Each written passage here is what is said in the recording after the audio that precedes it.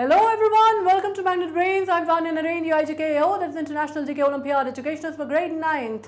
As you can see over here, आज का जो ये हमारा टॉपिक है ये बहुत इंटरेस्टिंग टॉपिक है और ये वाकई बहुत इंटरेस्टिंग टॉपिक है। आप लोगों को लगता होगा मैम हर टॉपिक को इंटरेस्टिंग बोलती हैं, लेकिन जीके में ऑलमोस्ट जो चीज़ें हम पढ़ते हैं क्योंकि हमारा इंटरेस्ट है, ऑब्वियसली आपका हमारा दोनों का इंटरेस्ट है तभी मैं पढ़ा रही हूँ और आप लोग पढ़ रहे हैं, राइट। तो सारे टॉपिक ही इंटरेस्टिंग होते हैं, कुछ थोड़े ज़्यादा होते हैं, कुछ कम होते हैं, कुछ एक आधी दो होते हैं जो थोड़े से ऐसे ही बोरिंग से होते हैं, पर आज का बहुत इंटरेस्टिंग है। ठीक है, किताबों का अगर शौक है ना, अगर लिटरेचर का शौक है, लैंग्वेज का शौक है, तो आज का टॉपिक बहुत मज़ेदार लगेगा क्योंकि आज हम बात करने वाले हैं लैंग्वेज, लिटरेचर एंड मीडिया के ऊपर। ठीक है, ऑब्वियसली ये टॉपिक इतना बड़ा, इतना इतना इतना वास्ट टॉपिक है कि दुनिया में जितनी किताबें लिखी जाती हैं सब किताबों के ऊपर तो ना आप डिस्कस कर सकते हैं, ना मैं कर सकती हूँ, और ना ही इतनी सारी किताबों के ऊपर क्वेश्चन बनेंगे, राइट। लेकिन आज हम क्या करने वाले हैं, हम एक तो लैंग्वेज, मीडिया और लिटरेचर का हम जैसे जैसे पढ़ते जाएंगे हम थोड़ा इनके बीच का जो रिलेशन है वो भी समझने की कोशिश करते जाएंगे। ठीक है, अब आपको एक और चीज़ मालूम है, मैग्नेट ब्रेन्स पे जब पढ़ाई होती है तो कोई पैकेज नहीं लेना होता, कोई सब्सक्रिप्शन नहीं लेना होता, कुछ नहीं करना होता है ना। पढ़ाई करनी होती है, फुल ऑन करनी होती है, और क्या करना होता है, बढ़िया से बैठना होता है, कोई भी पैसा कुछ भी कूपन वूपन कुछ नहीं चाहिए, है ना। सिर्फ पढ़ाई करनी है। और क्योंकि आईजीकेओ का एग्जाम आने वाला है तो अभी क्या करना है, इसका फटाफट से अपन को बहुत अच्छा सा रिवीजन करना है। ठीक है, लेट्स बिगिन विद इट। जैसा मैंने कहा, language, literature and media. Now अब सबसे पहले मीडिया पे आते हैं, लेकिन मीडिया पे आने से पहले हम भाषा समझ लेते हैं, है ना। लैंग्वेज, अब इंडिया में या वर्ल्ड में जब हम लैंग्वेजेस की बात करते हैं तो अलग अलग स्कूल ऑफ लैंग्वेजेस हैं। ठीक है, Indo European school of language है, Afro American school of language है, Afro Asiatic school of language है, द्रविडियन स्कूल ऑफ लैंग्वेज है। बहुत सारी भाषाएं होती हैं। इतना इतना बड़ा संसार है, इतनी बड़ी कंट्री है, बहुत अलग अलग प्रांत की भाषाएं अलग होती हैं, रीजनल लैंग्वेजेस जिसको हम कहते हैं वो अलग होती हैं, स्थानीय भाषाएँ अलग होती हैं, इंटरनेशनल लैंग्वेजेस अलग होती हैं। इंटरनेशनल लैंग्वेजेस में आप जैसे आप अगर बात करते हैं मैंडरिन की बात कर लीजिए, आप इंग्लिश की बात कर लीजिए, आप रशियन की बात कर लीजिए, फ्रेंच की, स्पेनिश की, हिंदी की, दीज आर द लैंग्वेजेस जो कि अक्रॉस द वर्ल्ड बोली जाती हैं, जो ज़्यादा से ज़्यादा पॉपुलेशन जो है उनको बोलती है या उसमें कम्युनिकेट करती है रोज़मर्रा के स्तर पे। ठीक है, अब अंग्रेज़ी की जब हम बात करते हैं तो बहुत सारी कंट्रीज़ जो हैं वो इंग्लिश स्पीकिंग कंट्रीज़ हैं।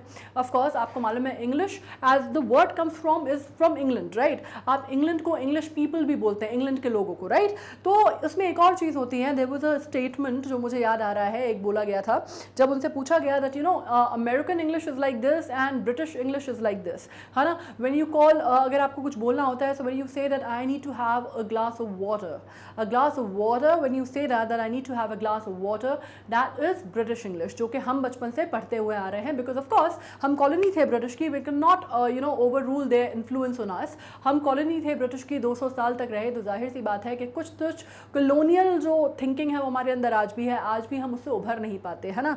आज भी हमारे साथ प्रॉब्लम यह है कि हमने लैंग्वेज को, इंग्लिश लैंग्वेज को हमने एक तरह का कॉम्प्लेक्स बना दिया है। और नॉर्मली जब मैं बच्चों को पढ़ाती थी, जब मैं स्टूडेंट्स को पढ़ाती थी, जब मैं आईएलटीएस और बाकी चीज़ें पढ़ाती थी, जब मैं इंग्लिश लैंग्वेज उनको हार्डकोर पढ़ाती थी, तब I always used to tell them that you know भाषा तब अच्छी होती है, कोई भी भाषा अपने आप में बहुत महान होती है, लेकिन वो तब अच्छी होती है जब आप में आपके पास कंटेंट हो। You need to have certain things, आपके पास कोई कंटेंट होगा, कंटेंट होगा, तब आप उसमें अभिव्यक्ति कर पाएंगे, है ना। अभिव्यक्ति का एक माध्यम, एक जरिया होती है भाषा। तो आप उसको अगर कॉम्प्लेक्स बना लेंगे तो आपके लिए बहुत मुश्किल हो जाएगा। आप दुनिया में सबसे बेहतरीन भाषा बोल सकते हैं, आप सबसे बेहतरीन अंग्रेजी बोल सकते हैं, लेकिन आपके पास अगर कंटेंट ही नहीं है तो आप उसमें क्या बोलेंगे, right. So the point is कि कहीं ना कहीं हमारे अंदर ये जो कॉम्प्लेक्सिटीज़ है ना आज भी लैंग्वेज को लेके, वो जो स्पोकन इंग्लिश की क्लासेस चलती रहती हैं कि आप 24 घंटे में अंग्रेजी बोलना सीखिए, फर्राटेदार, ये सब चीज़ें क्यों आई हैं? Because of course we have been a colonial you know under we have been under the colonial regime for a very long time. हम 200 साल तक हम अधीन रहे हैं अंग्रेज़ों के। तो वो इंपीरियलिस्टिक जो एक धारणा बनी हुई है कि they are superior and we are inferior, मतलब ये हमारे अंदर नहीं है, लेकिन वो चीज़ हमारे यहाँ इतनी रच बस गई है हमारे कल्चर में कि ओवर द ईयर्स वो अभी भी हम उससे उभर नहीं पा रहे। मतलब हमने अंग्रेज़ों का देखा जाए तो राज नहीं देखा, राइट। लेकिन जहाँ से हम आते हैं, जो सोसाइटी से हम आते हैं, उस सोसाइटी में था, हर परिवार में लोगों ने देखा है, दादा नाना जो भी होंगे आपके परिवार के, आपके एंसेस्टर्स, उन्होंने वो चीज़ देखी है। तो कहीं ना कहीं हमारी परवरिश का जो है, हमारे परिवेश का एक हिस्सा बन गया है, right. Now the thing is when I am talking about English language, तो जो मैं आपको बता रही थी कि किसी से पूछा गया that you know the American English is like this, American English के एक्सेंट्स ऐसे होते हैं और ब्रिटिश इंग्लिश के एसेंट्स ऐसे होते हैं। So is it a British English और is it an American English, right. तो उसमें there was a person in Britain, I think I am not able to, शायद वहाँ की प्राइम मिनिस्टर या कोई मिनिस्टर थी शायद जिनका ये बयान आया था, and she said there is nothing, उनसे जब पूछा गया तो she said there is nothing like American English, there is nothing absolutely like American English, there is either English और देयर इज रॉन्ग इंग्लिश। ठीक है, तो ये भी इस तरह की भी चीज़ें होती हैं, because English people think that you no English उनकी भाषा है, which is right, of course उन्हीं की भाषा है। एंड कॉलोनियल इंप्रेशन जो है जब हम बात करते हैं तो इवन अमेरिका, यू नो आपको मालूम है एक टाइम पे कहा जाता था कि जब आप बात करते हैं तो ब्रिटिश साम्राज्य के बारे में बात बोली जाती थी, ब्रिटिश इंपीरियलिज्म के बारे में, कि कभी उनका सूर्य जो है वो अस्त नहीं होता। ठीक है, तो भाषा अगर आप बात करते हैं तो जाहिर सी बात है कि इतनी पूरी दुनिया उनकी तकरीबन कॉलोनी थी, है ना, तो पूरी दुनिया जब उनकी कॉलोनी थी तो हर जगह उनका इन्फ्लुएंस, उनकी लैंग्वेज, उनका खाना, उनका कल्चर गया है। तो that is one of the reasons why English is such a widely spoken and widely accepted language. यही चीज़ अगर आप रशिया चले जाएंगे तो रशिया में पीपल डोंट स्पीक इंग्लिश, बहुत ज़्यादा अंग्रेजी नहीं आती लोगों को, है ना। अगर आप देखेंगे वहाँ के प्रेसिडेंट भी जब मिलते हैं या आपको मालूम है जब डेलीगेशंस आते हैं तब भी आप देखेंगे उनको ट्रांसलेटर्स की ज़रूरत होती है, क्योंकि वो इंग्लिश में नहीं बात करते, वो अपनी रशियन में बात करते हैं। Same happens with Chinese most of the time. ये एक हम इंडियंस ही हैं जिनके अंदर इतना कॉम्प्लेक्स है कि अगर हमें अंग्रेज़ी भाषा नहीं आती, हमें हिंदी नहीं आती तो हमें शर्म नहीं आती। अगर हम हिंदी में कोई चीज़ ऊपर नीचे कर रहे हैं, मात्राएं गलत लगा रहे हैं, तो उसमें हम बड़े उसमें बोल देंगे ओ मैं हिंदी इज़ सो बैड ना, मेरी हिंदी उतनी अच्छी नहीं है, तो उससे हम अंग्रेज़ बन नहीं जाते, राइट। वो हमारी भाषा है और हर भाषा उतनी ही महान होती है। अगर आप हिंदी देखेंगे तो हिंदी सीखना या for that matter oriental languages सीखना, ओरिएंटल लैंग्वेज सीखना, occidental language, occidental means western languages के मुकाबले ओरिएंटल भाषाएं सीखना, जिसमें हिंदी आती है, संस्कृत आती है, द्रविडियन लैंग्वेजेस तो आप छोड़ ही दीजिए जिसमें हम बात करते हैं। इसके अलावा आप चाइनीज़ की अगर आप बात करते हैं, मैंडरिन की या जापानीज़ की, these are far more difficult languages in terms of learning. अगर आप इनकी सीखने की बात कर रहे हैं तो जितना मुश्किल स्पेनिश या जर्मन या फ्रेंच सीखना है उससे कहीं ज़्यादा मुश्किल होता है, कहा जाता है, ओरिएंटल भाषाओं का सीखना। ठीक है, so now you know that we are talking about different languages and again French is one of the spoken languages across the world. French and Spanish बहुत जगह पे बोली जाती है। अगर आप कनाडा में बात करते हैं तो वहाँ पे बहुत ज़्यादा फ्रेंच वहाँ पे भी बोली जाती है, स्पेनिश बोली जाती है, मैक्सिको में स्पेनिश बहुत ज़्यादा बोली जाती है। सो लैंग्वेजेस कैरी अक्रॉस बैरियर्स और वो ओवर द ईयर्स के सिंथेसिस से हुआ है, वो एक दिन दो दिन में नहीं हुआ है। ठीक है, लाइक अगर आप इंडिया में भी बात करते हैं तो सबसे पहले अगर आप हमारे कॉन्स्टिट्यूशन में देखते हैं तो मैं आपको बता दूं कि हमारे कॉन्स्टिट्यूशन में आर्टिकल 343 था। सबसे पहले कॉन्स्टिट्यूशन का जो आर्टिकल था, मैं यहाँ पे लिख दे रही हूँ, 343 बना। ठीक है, आर्टिकल 343 उसके अनुसार ये बोला गया कि भाई हिंदी को जो देवनागरी स्क्रिप्ट में लिखी जाएगी उसको हम अपनी भाषा, जो राज्य भाषा या आप कह सकते हैं ऑफिशियल लैंग्वेज का दर्जा देते हैं। और 15 साल तक 1947 तक आप ये मान सकते हैं, 1947 के बाद 15 साल तक अंग्रेज़ी जो है वो भी ऑफिशियल लैंग्वेज के तौर पे चलेगी। और उसके बाद क्या होगा, धीरे धीरे आप उसको रिप्लेस कर सकते हैं पूरी तरह। बाद में जो एक्ट आया, जो ऑफिशियल लैंग्वेजेस का एक्ट आया, उसके बाद ये चीज़ जो है अमेंडमेंट किया गया और उसमें कहा गया कि नहीं अंग्रेज़ी भी उसका हिस्सा रहेगी। फिर बाद में जो शेड्यूल आया तो उसमें किया गया 8th शेड्यूल, उसमें फिर 22 भाषाएं जो है उसको इंक्लूड किया गया जो आपकी आज की डेट में ऑफिशियल लैंग्वेज हैं, राइट, जिसमें आपकी बंगाली भी है, मराठी भी है, जिसमें आपकी हिंदी है, आपकी कोंकणी है, आपकी तमिल है। तो ये सारी भाषाएं जो हैं बाद में इंक्लूड की गई, उर्दू है, राइट। और एक और बात मैं आपको बता दूं, अगर आप बात करें तो एक ये बहुत ही बदकिस्मती की बात है कि अभी हमने, क्योंकि हमारे यहाँ कंट्री में इस तरह का माहौल चल रहा है कि हमने उर्दू और हिंदी में डिवीजन कर दिया है ना। हमने ये चीज़ कर दी कि हम ये नहीं समझ पा रहे कि हमने क्या कर दिया, हमने बना दिया उर्दू जो है वो मुसलमानों की भाषा है, हिंदी जो है वो हिंदुओं की भाषा है। ये इस तरह का लोगों ने माइंडसेट बना दिया। अब इसमें मैं एक बात बता दूं आपको कि उर्दू जो है वो मुसलमानों की भाषा है या किसी एक पर्टिकुलर सेक्ट की भाषा है, ऐसा कभी भी नहीं था। अगर आप बात करते हैं जो इन्वेडर्स हमारे आए थे तो उनकी भाषा उर्दू नहीं थी। उर्दू का जन्म जो है वो हिंदुस्तान में हुआ है। उर्दू जो है वो बेसिकली अगर आप देखेंगे उसमें बहुत सारे शब्द जो हैं उसमें हिंदी के आते हैं, संस्कृत के आते हैं, राइट। तो एक कस्प लैंग्वेज है उर्दू, जिसमें बहुत सारी भाषाओं का आप कह सकते हैं एमलगेमेशन है। उनकी जो हमारे इन्वेडर्स की अगर बात करते हैं कि उनकी भाषाएं, तो उनकी भाषाएं हुआ करती थी, फारसी उनकी भाषा हुआ करती थी, टर्किश उनकी भाषा हुआ करती थी, अरबिक उनकी भाषा हुआ करती थी। उर्दू उनकी भाषा नहीं है। उर्दू का जन्म भारत में हुआ और जब डिवीज़न हुआ तो उर्दू ये एक माइंडसेट बन गया। आपको अगर आज भी पता हो तो अपने घर में कभी पूछिएगा कि आपके दादा नाना नहीं तो आपके पर नाना पर दादा से पूछिएगा कि उस टाइम पे जो ऑफिशियल जो लैंग्वेज हुआ करती थी, ज़्यादातर जो पढ़े लिखे लोग होते थे सबको उर्दू आती थी, इररिस्पेक्टिव ऑफ द कास्ट, मतलब वो किस कास्ट को बिलोंग करते हैं उसको छोड़ दीजिए। आज भी मैंने सुनील दत्त का एक इंटरव्यू पढ़ा था, उन्होंने कहा कि जब तक वो स्क्रिप्ट उर्दू में नहीं होती थी वो पढ़ नहीं पाते थे, उनकी हिंदी उतनी फास्ट नहीं थी पढ़ने में, वो इतना कस्टम नहीं थे जितना फास्ट वो उर्दू में पढ़ पाते थे। गुलजार आज भी, आपको मालूम है गुलजार इतने बड़े राइटर हैं, वो आज भी जो लिखते हैं वो उर्दू में लिखते हैं, राइट। तो what I am trying to tell you is कि भाषाओं को हमने धर्मों से जोड़ दिया। ये बहुत आप कह सकते हैं एक तरह से बहुत ही आयरॉनिकल है, क्योंकि भाषाएं जो हैं वो धर्मों से नहीं जुड़ी होती, वो सोसाइटी से जुड़ी होती हैं और डेवलपमेंट ऑफ सोसाइटी को बताती हैं। They do not denote religion, they do not denote religion, है ना, रिलीजन को नहीं करती, वो जगहों को, जोग्राफिकल लोकेशंस को और सोसाइटीज़ को बताती हैं और उनको रिप्रेजेंट करती हैं, और सोसाइटीज़ और जोग्राफिकल लोकेशन के हिसाब से उनमें परिवर्तन आता है, ठीक है। अगर हम ये बात करते हैं तो बहुत सारी भाषाएं, अगर मैं आपसे बात करती हूँ तो आप उसमें क्या लिख रहे हैं, क्या बोल रहे हैं, उस पर डिपेंड करता है। अगर मैं आपको उर्दू की भाषा का बताऊँ,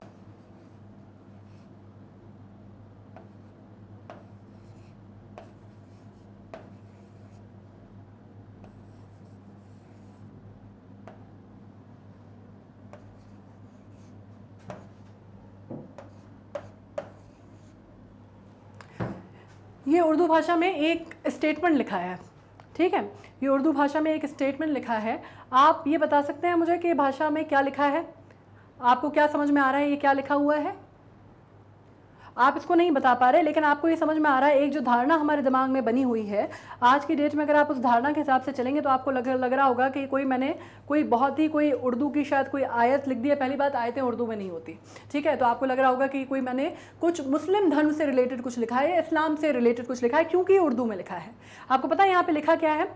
ये जो लिखा है, ये लिखा है मेरे सुख में है राम, ठीक है। ये बेशरम फिल्म की 1978 में रिलीज हुई थी, बहुत फेमस आरती है, उसकी लाइंस हैं जो आपने लिखा है, उसमें इसका मतलब ये है मेरे सुख में है राम, ये लिखा हुआ है। तो आपको ये बात मैं इसलिए बता रही हूँ कि आप ये समझ पाएँ कि धर्म से कोई लेना देना नहीं होता ज़बान का, ठीक है। ये हमारी बहुत एक दुर्भाग्य है कि हमने ज़बानों को धर्मों से जोड़ दिया है इस देश में, which is not the right thing. And because आप लोग इतने छोटे हैं और आप लोग अभी उस उम्र के उस पड़ाव में हैं कि आपको ये समझ में आएगा that it is very important that you respect all religion but you respect all languages also, because languages कहीं ना कहीं आपकी जो ग्रोथ होती है ना उसको बताती हैं, एक सोसाइटी का दर्पण होती हैं और सोसाइटी को बताती हैं। Now when I say I should take this off, अब मैं जब आपसे बात करती हूँ तो जब भारत में बोला जाता है तो एक कहावत बोली जाती है भारत के बारे में कि आप कहा जाता है 10 कोस पे, हर 20 कोस पे भारत में बोला जाता है कि आपकी भाषा, हर 20 कोस पे बोला जाता है कि आपका खान पान और आपकी बोली बदल जाती है भाषा में, भारत में, ठीक है। तो आपका इसका मतलब क्या हुआ कि आपके हर 20 कोस पे आपकी बोली और आपका खाना बदल जाता है। इसका मतलब ये होता है आपका पानी, खाना और आपकी बोली बदल जाती है। Now the difference between dialect and languages, क्या मतलब समझ में आता है? What you understand by the difference between the language and the dialect? भाषा और बोली के बीच का अंतर क्या होता है? काफ़ी सारे लोग हैं जिनको ये भी नहीं मालूम कि भाषा और बोली के बीच का अंतर क्या होता है। सबसे बेसिक रीज़न मैं आपको बताती हूँ कि भाषा जो होता है उसका रिटन स्क्रिप्ट होती है, मतलब हिंदी अगर आप लिखते हैं तो उसको देवनागरी में लिखते हैं, राइट। अगर आप बांग्ला लिखते हैं तो आप उसको बांग्ला में लिखते हैं, है ना, इसकी स्क्रिप्ट। अरबिक ऑब्वियसली आपको मालूम है, उर्दू आपको मालूम है, पंजाबी की अगर आप बात करते हैं तो गुरमुखी में जिस तरह से लिखी जाती है that is a proper script, आपको मालूम है, राइट। गुजराती एक स्क्रिप्ट है उसकी जिसमें लिखी जाती है, राइट। और बोली में अंतर ये होता है डायलेक्ट में कि आप ये कह सकते हैं कि उसका कोई रिटन स्क्रिप्ट नहीं होता, वो हर जगह के हिसाब से, प्रांत के हिसाब से बदलती जाती है। जैसे आप बोल सकते हैं कि सिर्फ हिंदी में कहा जाता है, सिर्फ हिंदी में कही जाती है कि भारत में इतनी बोलियां हैं कि आप कह सकते हैं कि 400 से अधिक बोलियां सिर्फ हिंदी भाषा में हैं। बाकी अगर आप और जो स्कूल ऑफ थॉट्स हैं, या आप बात कर सकते हैं एफ्रो एशियाटिक की बात करते हैं, या इंडो यूरोपियन की बात करते हैं, द्रविडियन की बात करते हैं, तो उन सबको अगर आप मिला लें तो इनको बोली को, सेंसस जो हुआ था 2011 का, उसके हिसाब से बोला गया कि भारत में मदर टंग, मतलब जो बोली है मदर टंग, अगर हम देखें तो तकरीबन 19,500 से के अधिक, 19,500 हमारे यहाँ डायलेक्ट बोले जाते हैं भारत में। ये अकॉर्डिंग टू सेंसेक्स है, ये 2011 के सेंसेक्स के हिसाब से है। और तकरीबन अगर आप भाषाओं की बात करते हैं तो शेड्यूल्ड लैंग्वेज छोड़ दें 22 जो है, बाकी उसके अलावा एक जो है अंग्रेजी मिला लें तो 23, उनको छोड़ दें तो भी आप मतलब उनको इंक्लूड करके, लेकिन आप टोटल बात करें तो तकरीबन मानी जाती है कि 101 आधिकारिक भाषाएं बोली जाती हैं भारत में। 121 करोड़ की आबादी में 121 भाषाएं जो हैं भारत में कम से कम बोली जाती हैं। और अगर आप डायलेक्ट मिला दें तो कम से कम 19,500 डायलेक्ट हैं। मतलब इसमें भोजपुरी अगर आप समझते हैं तो वो डायलेक्ट है, अगर आप बात करते हैं बघेलखंडी की अगर आप बात करते हैं तो वो डायलेक्ट है, अगर आप मालवी की बात करते हैं तो वो डायलेक्ट है, अगर आप बुंदेलखंडी की बात करते हैं तो वो डायलेक्ट है। तो आपको ये डिफरेंस समझ में आया डायलेक्ट और लैंग्वेजेस के बीच का। अब जब मैं एक और बात बताऊं आपको कि जब हम बात करते हैं इंडो यूरोपियन लैंग्वेजेस की, या हम बात करते हैं किसकी, इंडो ड्राविडियन लैंग्वेजेस की, तो ये दोनों क्या है, ये दोनों हिस्सा बनती है इंडिक का। ठीक है, तो मैं अगर यहाँ पे लिखती हूँ इंडो यूरोपियन कितने लोग बोलते हैं ये भी बता देती हूँ। तकरीबन 78.05% लोग जो है वो इंडो यूरोपियन भाषा बोलते हैं। ठीक है, और इंडो यूरोपियन भाषा में अपनी संस्कृत भी आ जाती है। ठीक है, संस्कृत सेकेंड ओल्डेस्ट लैंग्वेज जो है कहलाती है वर्ल्ड में। पहले कई लोगों के हिसाब से अगर आप गूगल पे देखेंगे तो कई जगह आपको पता चलेगा कि संस्कृत कई लोगों ने ओल्डेस्ट लैंग्वेज कही है, लेकिन संस्कृत का डेवलपमेंट हुआ है वैदिक काल से, है ना, ऋग वैदिक काल से तकरीबन हमारे यहाँ मानते हैं, जो कि आप मान सकते हैं 1500 BC से। ठीक है, 1500 BC से संस्कृत आई है, ये तकरीबन माना जाता है। लेकिन इससे पहले अभी जो आपको एक किश टैबलेट मिली है इराक में, ईरान में, वहाँ से पता चलता है कि सुमेरियन भाषा जो है वो 3000 BC के आसपास है। उससे आपको ऐसे सबूत मिलते हैं कि जो टेक्स्ट लिखा हुआ मिला है, रिटन स्क्रिप्चर्स मिले हैं, वो सुमेरियन भाषा के आपको मिले हैं। और उससे पता चलता है ये किश टैबलेट पे इंस्क्रिप्शंस मिले हैं, उससे पता चलता है आर्कियोलॉजिकल एक्सकेवेशन में कि सुमेरियन सबसे पुरानी भाषा है दुनिया की। और सेकंड जो है सबसे एंशिएंट लैंग्वेज जो है वो संस्कृत है। और संस्कृत को बोला जाता है मदर ऑफ ऑल लैंग्वेजेस, क्योंकि संस्कृत शब्द से बहुत सारे शब्द ऐसे हैं, जैसे माता पिता एक ऐसा शब्द है, या पितृ जो ऐसा शब्द है उससे पिता बनता है या पेटा बनता है। बहुत सारे आपको फ्रेंच में, स्पेनिश में, जर्मन में, बहुत सारी भाषाओं में आपको शब्द जो है आपको मिल जाएंगे। कहाँ से मिलते जुलते? संस्कृत भाषा से निकले हुए शब्द आपको मिल जाएंगे, राइट। तो एक भाषा जब हम बोलते हैं तो उसमें बहुत सारी चीज़ों में डिवीजन होता है। अगर मैं आपसे कोई चीज़ बोलूँ, और भाषा क्या है, भाषा इज ऑल्सो व्याकरण। अगर आपकी जो व्याकरण है वो किस तरह की होती है, शब्द क्योंकि जो हम बोलते हैं ना कई बार वो बहुत अलग होते हैं। जैसे अभी जो मैंने आपको सेंटेंस बोला, ठीक है, इसमें सेंटेंस तो ऑब्वियसली अंग्रेजी है, मेन टर्म है, मेन पॉइंट है। अभी जो मैंने आपको डैश बोला, समझ में नहीं आएगा आपको, सेंटेंस सबसे इंपॉर्टेंट है, पर वो तो अंग्रेजी भाषा का है, लेकिन आपको फिर भी सिंटेक्स जो है वो समझ में आया ना। तो सिंटेक्स एंड व्याकरण बहुत इंपॉर्टेंट होती है जब हम भाषा के स्वरूप की बात करते हैं। ऑलवेज अंडरस्टैंड दैट वोकैबुलरी के वर्ड जो लेक्सिकल रिसोर्सेज है वो फिर भी हम इधर उधर की यूज़ कर लेते हैं। या अगर मैं कहती हूँ कि रास्ते पे पत्थर पड़ा हुआ था और ऊपर से आके वहाँ पर एक पेड़ गिर गया, ठीक है, रास्ते पे पत्थर पड़ा हुआ था, ऊपर से आकर एक पेड़ गिर गया। रास्ता उर्दू शब्द है या रास्ता फारसी शब्द है, ठीक है। हिंदी में आप उसको क्या बोलेंगे, आप उसको बोलेंगे पथ, ये तो आप नहीं बोलते। तो हमारी जो हम बोलचाल की भाषा है ना हमारी, अगर हम बोले कि हम हिंदी बोलते हैं तो हम हिंदी भी नहीं बोलते, हम हिंदुस्तानी में बात करते हैं, ठीक है। उसमें बहुत सारी लैंग्वेजेस मिली हुई होती हैं, कुछ टूटी फूटी हम अंग्रेजी उसमें घुसा देते हैं, कुछ हम फारसी के शब्द बोल देते हैं, कुछ हम टर्किश शब्द बोल देते हैं, और हमारे कान इतने यूज्ड टू हो गए कि हमें रियलाइज भी नहीं होता कि हम उसको डिमार्केट कर सकें, और उसकी ज़रूरत भी नहीं है। What I am trying to tell you is that language is like this. आप लैंग्वेजेस को एकदम वाटर टाइट कंपार्टमेंट में अलग अलग नहीं कर सकते, ठीक है। अब हाँ, ये मैं आपको बता रही थी इंडो यूरोपियन लैंग्वेज और द्रविडियन लैंग्वेज, ठीक है। द्रविडियन लैंग्वेज भी काफ़ी लोग बोलते हैं, जिसमें से आप इनकी संख्या मान सकते हैं तकरीबन 19.64% जो है वो लोग द्रविडियन बोलते हैं, ये सेंसेक्स के हिसाब से, ठीक है। और इन दोनों भाषाओं को अगर हम मिला लें तो इनको बोला जाता है इंडिक लैंग्वेज, ठीक है, इनको बोला जाता है इंडिक लैंग्वेज। इसके अलावा एस्ट्रो एशियन लैंग्वेज होती है, वो मैंने आपको बताया, साइनो तिब्बतन होती है, बहुत सारी भाषाएं और भी होती हैं जो भाषाएं बोली जाती हैं भारत में, क्योंकि भारत लेंथ एंड ब्रेथ में बहुत अलग कंट्री है, बहुत बड़ी कंट्री है। तो अगर आप वेस्टर्न साइड पे जो भाषाएं बोली जाती हैं, अगर आप ईस्टर्न ऑफ इंडिया चले जाएंगे तो बिल्कुल नहीं बोली जाती, ठीक है।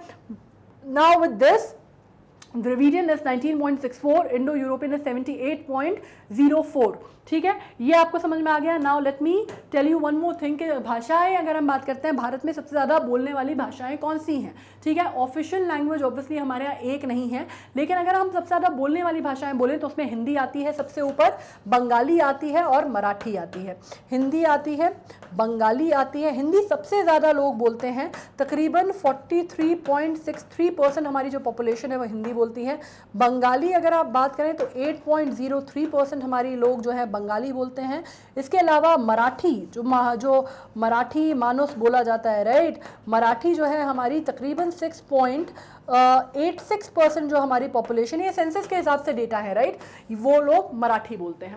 सो what we come to know is कि भारत में अगर आप भाषाओं की बात करते हैं, हिंदी भाषी प्रदेश कौन से हैं। हिंदी भाषी अगर आप यूपी में देखते हैं तो ज़्यादातर हिंदी बोली जाती है, एमपी में हिंदी बोली जाती है, तो ये हिंदी भाषी प्रदेश कहलाते हैं। बंगाली जो है वो ऑफकोर्स बंगाल तक सीमित है, कुछ एरिया जो है बिहार का वहाँ पे बोली जाती है, कुछ एरिया नॉर्थ ईस्ट का जो लग जाता है आसपास का, वहाँ पे बंगाली चलती है। महाराष्ट्र मराठी जो है, मराठी या कोंकणी अगर आप देखते हैं तो नॉर्मली किस क्षेत्र में बोली जाती है, पूरा महाराष्ट्र का जो बेल्ट आ जाता है वहाँ पे, या कोंकण में भी कहीं कहीं बोली जाती है, right. So these are 3 top most languages when we talk about languages in India. Alright, now this is very clear to you. अब मैं इसके बाद जब मैं बात करती हूँ, अब अपन बात करते हैं मीडिया की। आई एम श्योर लैंग्वेज आपके समझ में आ गई। नाउ अब अगर मैं ये बोलूँ कि लैंग्वेज और लिटरेचर के बीच में क्या संबंध है या क्या नाता है, तो ये तो आपके लिए एक बहुत ही ऑब्वियस सी बात हो गई है ना। Language literature not of course her literature के लिए किसी ना किसी भाषा की ज़रूरत पड़ती है। All literature is dependent on a language, right, but not all language और all written text in a language is literature. ठीक है, जिसको आप बोलते हैं हर लिखी हुई चीज़ साहित्य नहीं होती, लेकिन हर साहित्य को भाषा की ज़रूरत होती है। इसके लिए एक और चीज़ बोली जाती है कि मैं जब लिखती हूँ, like I normally write, I am a writer in a way, तो मुझे एक बार किसी ने बोला था कि ऐसा क्यों है कि तुम अंग्रेज़ी के में लिखती हो या तुम हिंदी में कंफर्टेबल नहीं हो क्या लिखने में। किसी ने, एक बहुत बड़े राइटर हैं, उन्होंने मुझसे एक बार ये बात बोली थी कि ऐसा क्यों है कि तुम अंग्रेज़ी में लिखती हो और हिंदी में नहीं लिखती। तब मैंने उन्हें एक कोट किया था, किसका कोट है मुझे याद नहीं है, लेकिन मैंने कहीं पढ़ा था, और मैंने उनसे कहा था कि sir actually it is not कि मेरी हिंदी अच्छी नहीं है, मेरी हिंदी अच्छी है, मेरी खुद की भाषा है, मेरी अपनी भाषा है, तो जाहिर सी बात है कि मेरी हिंदी अच्छी है। लेकिन कहा जाता है कि it is not the language, like it is not you who choose the language, it is always the language that chooses you, है ना। आप भाषा का चयन नहीं करते, भाषा आपका चयन करती है, राइट। सो आपका कंफर्ट किस में आ रहा है डिपेंड्स ऑन दैट। और जैसे मैं आपको बता रही हूँ, उसमें जब मैं आपको पढ़ाऊंगी आगे अकबर के बारे में, एमजे अकबर के बारे में, उनके बारे में भी यही कहा जाता है कि वो उनके जितने अच्छे आर्टिकल्स या जितने अच्छे कॉलम्स वो अंग्रेज़ी में लिखते हैं, उनसे पूछा गया कि आप हिंदी में क्यों नहीं लिखते, तो उन्होंने यही कहा कि मेरा जो फ्लो ऑफ थॉट है वो नहीं आ पाता हिंदी भाषा में, और मैं बहुत कोशिश करता हूँ, ऐसा नहीं है मेरी उर्दू अच्छी है, मेरी अंग्रेज़ी अच्छी है, मेरी हिंदी अच्छी है, तकरीबन मैं सोचता हिंदी में हूँ, लेकिन मैं उसके बावजूद उसको लिख नहीं पाता हिंदी में, जो मेरा फ्लो ऑफ थॉट जो है वो टूट जाता है। तो कई बार इस तरह की चीज़ें भी आती हैं। तो मैं आपको ये बताना चाह रही हूँ कि लैंग्वेज और लिटरेचर के बीच में एक बहुत घनिष्ठ रिश्ता होता है, जिसके बारे में अभी हम जब लिटरेरी वर्क्स पढ़ेंगे तो हम आगे और समझेंगे। Now let's come to another one. अब हम आ जाते हैं मीडिया पे, ठीक है। मीडिया से क्या मतलब समझते हो? मीडिया मतलब जो सोशल मीडिया वो तो एक ठीक है, मीडिया का मतलब होता है मीडियम, है ना, अपनी बात पहुंचाने का जरिया। अगर आज की डेट में हम बात करते हैं तो हम किस में रह रहे हैं? हम आइज एज में रह रहे हैं। What we mean by ice age? Ice age वो पुरानी वाली आइज एज नहीं, बर्फ वाली। इस आइज एज को बोला जाता है age of information, communication, information, ठीक है, कम्युनिकेशन and entertainment, ठीक है। So now this is known as the era of information, communication and entertainment. तो आपको मालूम है कि इन सब को कहीं तक पहुंचाने का, एक जगह से आपने कंटेंट जो है वो क्रिएट कर लिया, क्यूरेट कर लिया, और उस कंटेंट को पब्लिक या जिसको आप कहते हैं आपकी टारगेट ऑडियंस या टारगेट रीडरशिप या व्हाटएवर, है ना, वहाँ तक पहुँचाने का जरिया क्या है? वो मीडिया है, ठीक है। और मीडिया कोई भी हो सकता है, चाहे वो आज की डेट में हम सोशल मीडिया समझते हैं, इंटरनेट उसका मीडिया है, टेलीविजन माध्यम है, रेडियो माध्यम है, मैगजीन माध्यम है, न्यूज़पेपर माध्यम है, पैम्फलेट जो छपते हैं वो भी माध्यम है। तो मीडिया मीन्स माध्यम एक तरह से, ठीक है। और आप अपनी बात को किस तरह से पहुंचा रहे हैं वाइडर ऑडियंस को, उसके लिए जो जरिया, जो आप कह सकते हैं एक ब्रिज की जरूरत है, वो मीडिया है, ठीक है। Now media plays an important role in literary studies. अगर मैं लिटरेरी स्टडीज की बात करती हूँ तो जाहिर सी बात है that media plays a very important role. The media has been neglected since the emergence of literary theories and criticism. अब प्रॉब्लम ये होती है कि कई बार हम मीडिया को किस तरह से समझते हैं that we always try to make it we try to see it in a different light. हम सोचते हैं कि भाई आजकल मीडिया ऐसा हो गया या सोशल मीडिया ऐसा हो गया। The media is the medium, किसी भी वे में जिसमें अगर आप किताबें जो पब्लिश होकर किताबें आपके हाथ में आती हैं, that is also coming through a media, that is also a media. अगर आप किंडल पब्लिश पढ़ते हैं तो भी वो मीडिया है, राइट। आप किसी भी जरिए से वो चीज़ें आपके पास आ रही हैं and you need it to publish it and you need it to publicise it, है ना, उसके लिए इंपॉर्टेंट है। Now the development of digital media which has influenced the world has greatly influenced the development of literature। आज की date में अगर आप देखते हैं तो डिजिटल मीडिया की जब हम बात करते हैं, इंटरनेट की हम बात करते हैं, ये सोशल मीडिया की, सो वी नो कि किस तरह से सोच जो है वो बदलती जा रही है, परिवर्तन। अगर आप देखते हैं सोशल मीडिया जब से आया है या डिजिटल मीडिया जब से आया है तो डिजिटल मीडिया कंटेंट ने, जो पहले ब्लॉग्स लोग लिखते थे, जो पहले लोग न्यूज़पेपर्स पढ़ते थे, आपको ये बात मालूम है कि भारत में सबसे ज़्यादा अगर हम न्यूज़पेपर्स की बात करते हैं, हमारे घरों में सुबह नहीं होती थी बिना न्यूज़पेपर्स के आए और चाय पीते हुए सब लोग न्यूज़पेपर्स पढ़ते थे। आज की जो जनरेशन है, आजकल सब जो है वो ई न्यूज़पेपर्स पढ़ लेते हैं, राइट। तो ये कहाँ से आया है? डिजिटलाइजेशन जो है इसने पूरी दुनिया को बदल दिया है, या इंटरनेट जैसे जैसे आया है, everything we Google everything, right. And sometimes I find that we are very blessed कि हम ये गूगल के आने से पहले जो पढ़ लिख के ख़त्म हो गए हमारी पढ़ाई, क्योंकि हमने जब पढ़ाई की ना तो हमने फिर वो बाकायदा हमें मालूम है कि लाइब्रेरी में बैठ के 10 किताबें खोल के बैठ के पढ़ना क्या होता है। आप लोग की जनरेशन में चक्कर ये है कि my daughter the other day was asking me कि ये जो लाइब्रेरीज होती हैं क्या सिर्फ ये स्कूल और यूनिवर्सिटीज़ में होती हैं? ऐसे तो हम लाइब्रेरी गए नहीं, हम सोसाइटी में लाइब्रेरीज में जाते थे, वहाँ बैठते थे, नोट्स बनाते थे। That thing has completely gone of the window, right. इसके कुछ फ्लिप साइड्स भी हैं, कुछ अच्छे साइड्स भी हैं। ये है कि डिजिटल की वजह से, जो आप इंटरनेट की वजह से दुनिया इतनी ओपन हो गई है कि आपको everything is there at the disposal of one click. आपको हर चीज़ एक क्लिक पे मिल जाती है। बट उसकी वजह से जो फ्लिप साइड है उसका वो ये है कि sometimes you just believe what has been written. आप विकीपीडिया पे जाके अपना पेज बना लीजिए, आप उनका मेंबरशिप ले लीजिए, आप भी उसमें कुछ भी चेंज कर सकते हैं, राइट। आप प्रॉब्लम ये नहीं है कि आपको इन्फॉर्मेशन आप कहाँ से ले रहे हैं, प्रॉब्लम ये है कि आप उसको ऑथेंटिकेट भी नहीं करते, आप उसकी क्रेडिबिलिटी भी चेक करने की ज़रूरत नहीं समझते। So that has made it a little difficult है।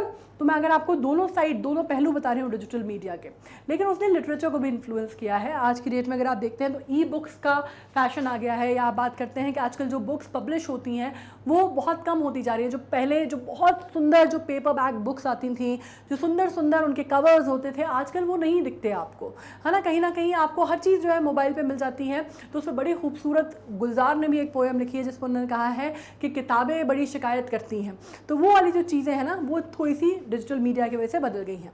Now literary content and form can and often are deeply influenced by media of their transmission as well as by the particular form of media prevalent at the time and the place of their production।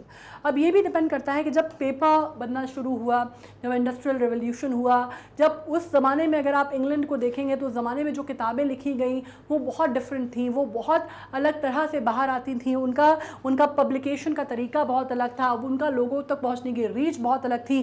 First copy, second copy, third copy किस तरह से बिक रही हैं, best seller list चल रही हैं, बहुत सारी चीज़ें जो थी उसमें अंतर आता जाता है। या आपको मालूम है कि क्रॉसवर्ड की आजकल बेस्ट सेलर लिस्ट आती है, राइट। तो इस तरह की उस टाइम पे न्यूयॉर्क बेस्ट सेलर लिस्ट बहुत इंपॉर्टेंट होती थी, आज भी है। तो आपको मालूम है कि जो लिटरेचर का बहुत गहरा संबंध है उस समय से, उस समय के मीडिया से, और उस समय के मीडिया के स्वरूप से जिस टाइम पे वो लिटरेचर आ रहा है, और वो किस तरह से लोगों तक पहुंचेगा उस पर वो बहुत ज़्यादा डिपेंड करता है, right. Literature is subset of media. जैसे मैंने कहा कि लिटरेचर जो है वो सबसेट है मीडिया का। All literature needs media but not all media needs literature. मतलब हर लिटरेचर को लोगों तक, जनता तक पहुँचने के लिए, क्योंकि जाहिर सी बात है अगर मैं राइटर हूँ, मैंने कोई किताब लिखी है तो मैंने अपने पढ़ने के लिए नहीं लिखी। I want the wider audience to read it. I want wider people to read it, wider readers.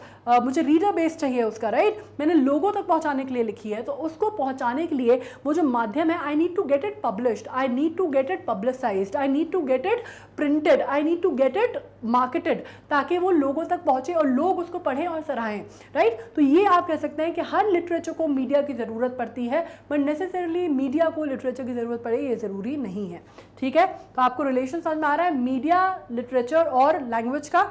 Now medium की जब हम बात करते हैं, ऑफ कोर्स मीडियम की जब हम बात करते हैं, प्लूरल उसका मीडिया होता है, राइट? तो आपको सिंपल से वैसे ही समझ में आ गया है।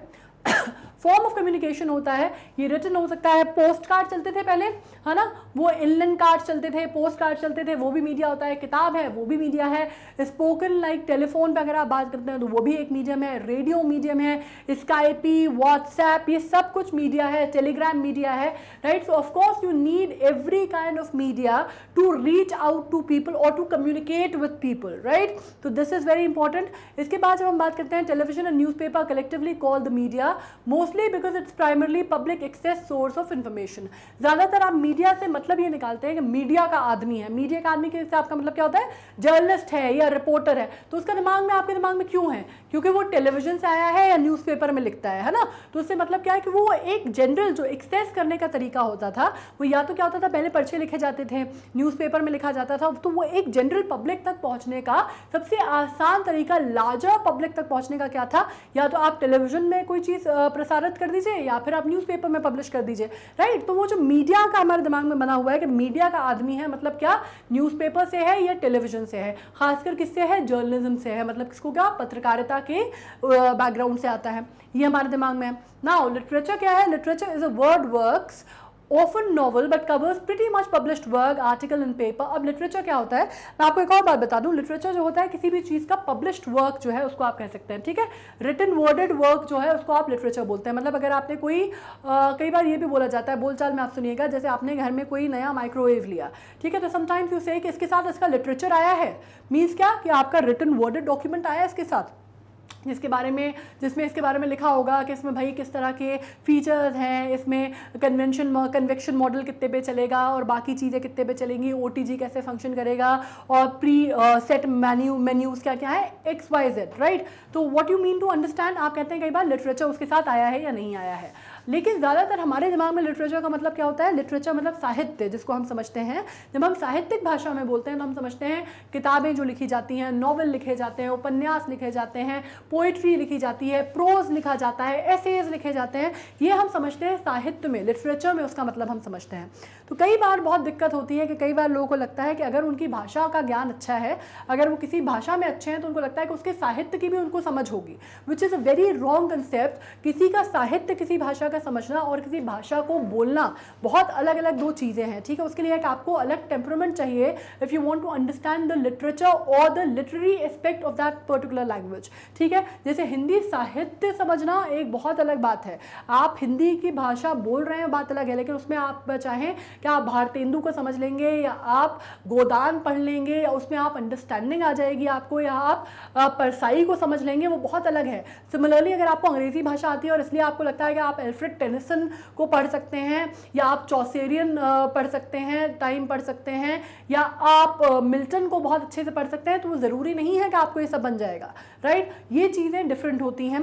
जैसे मैंने आपसे कहा कि कोई चीज़ को बात बोलने का जो तरीका होता है, जैसे टेनिसन की एक लाइन है ना, अगर हम कोई चीज़ सिंपल भाषा में बोलेंगे तो उसको बोलने का तरीका बहुत अलग है, that I am very very hurt with something and I am so hurt with whatever thing that I have faced in my life, कि मैं उससे उभर नहीं पा रही हूँ या मुझे बहुत तकलीफ है उस बात की। दिस इज हाउ यू से इन अ नॉर्मल लैंग्वेज। आप उसको लिटरेचर में कैसे बोलेंगे? इन मेमोरियम में टेनिसन ने क्या लिखा है? इन मेमोरियम में टेनिसन ने एक बात बोली है जिसमें उन्होंने कहा है, break thou deep vase of chilling tears which grief has shaken into frost।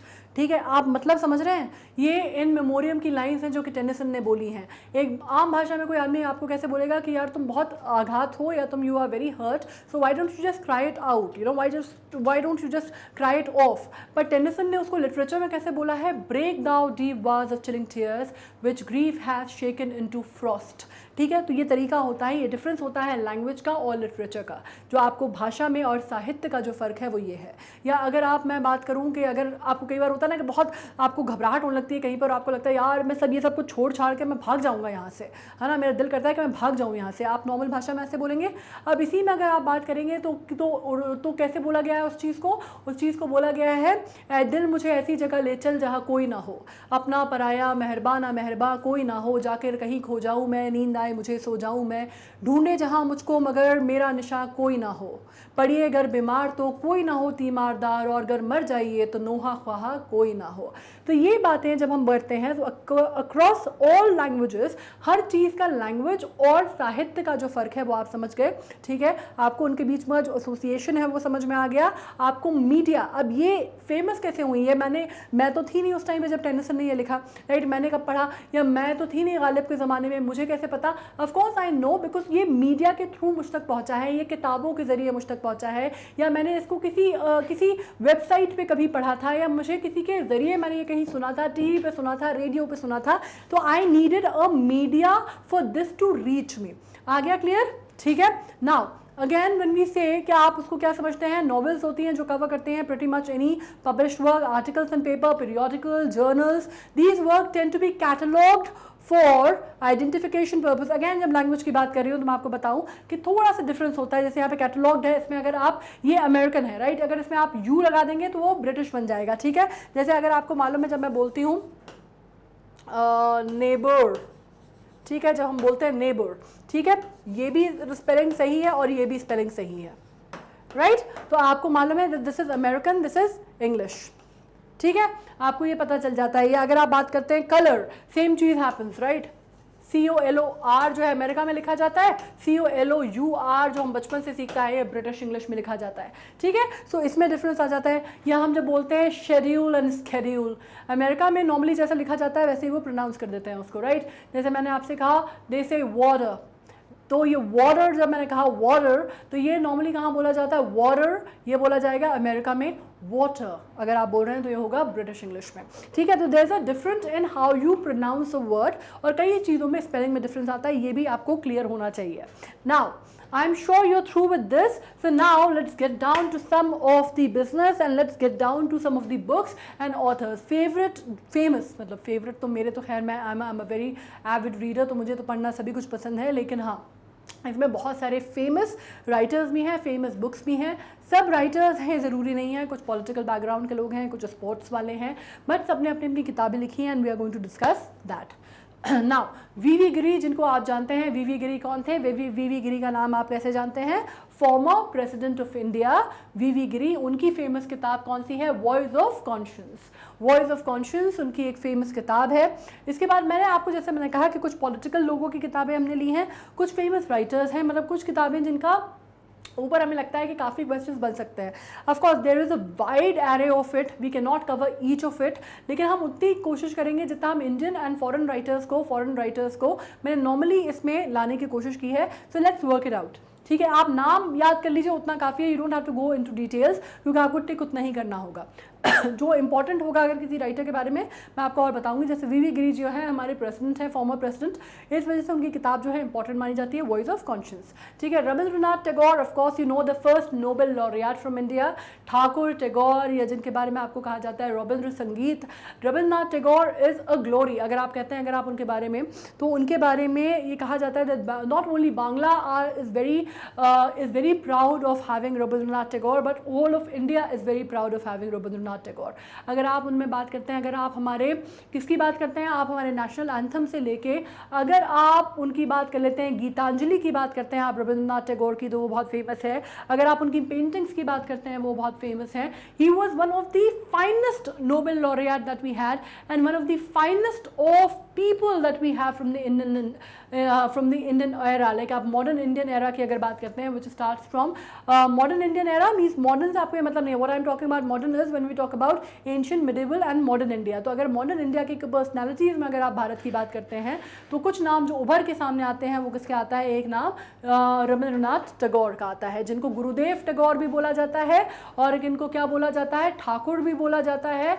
और इनकी कामों की अगर आप बात करते हैं तो of course apart from his contribution to the building of the nation, अगर आप इनकी शांति शांति निकेतन की बात करते हैं, या अगर आप इनका जो भारत के जो आप कह सकते हैं महात्मा गांधी का जो अगर आप टाइटल की बात करते हैं, तो इनको अगर हम हटा भी दें तो टैगोर का अगर आप नाम लेते हैं तो आपको सबसे पहले जो नाम क्लिक करता है वो आता है गीतांजलि। गीतांजलि, चित्रा, पोस्ट ऑफिस, साधना, अगर आप इनमें बात करते हैं आँख की किरकिरी करके इनकी एक वो थी बहुत फेमस, जो शॉर्ट स्टोरीज है वो बहुत फेमस है। इसमें नाम लिख दे रही हूँ मैं, गीतांजलि। अब टैगोर की तो आप कितनी बात कर लेंगे, गीतांजलि है, और आँख की किरकिरी, जैसे मैंने कहा आपको आँख की किरकिरी,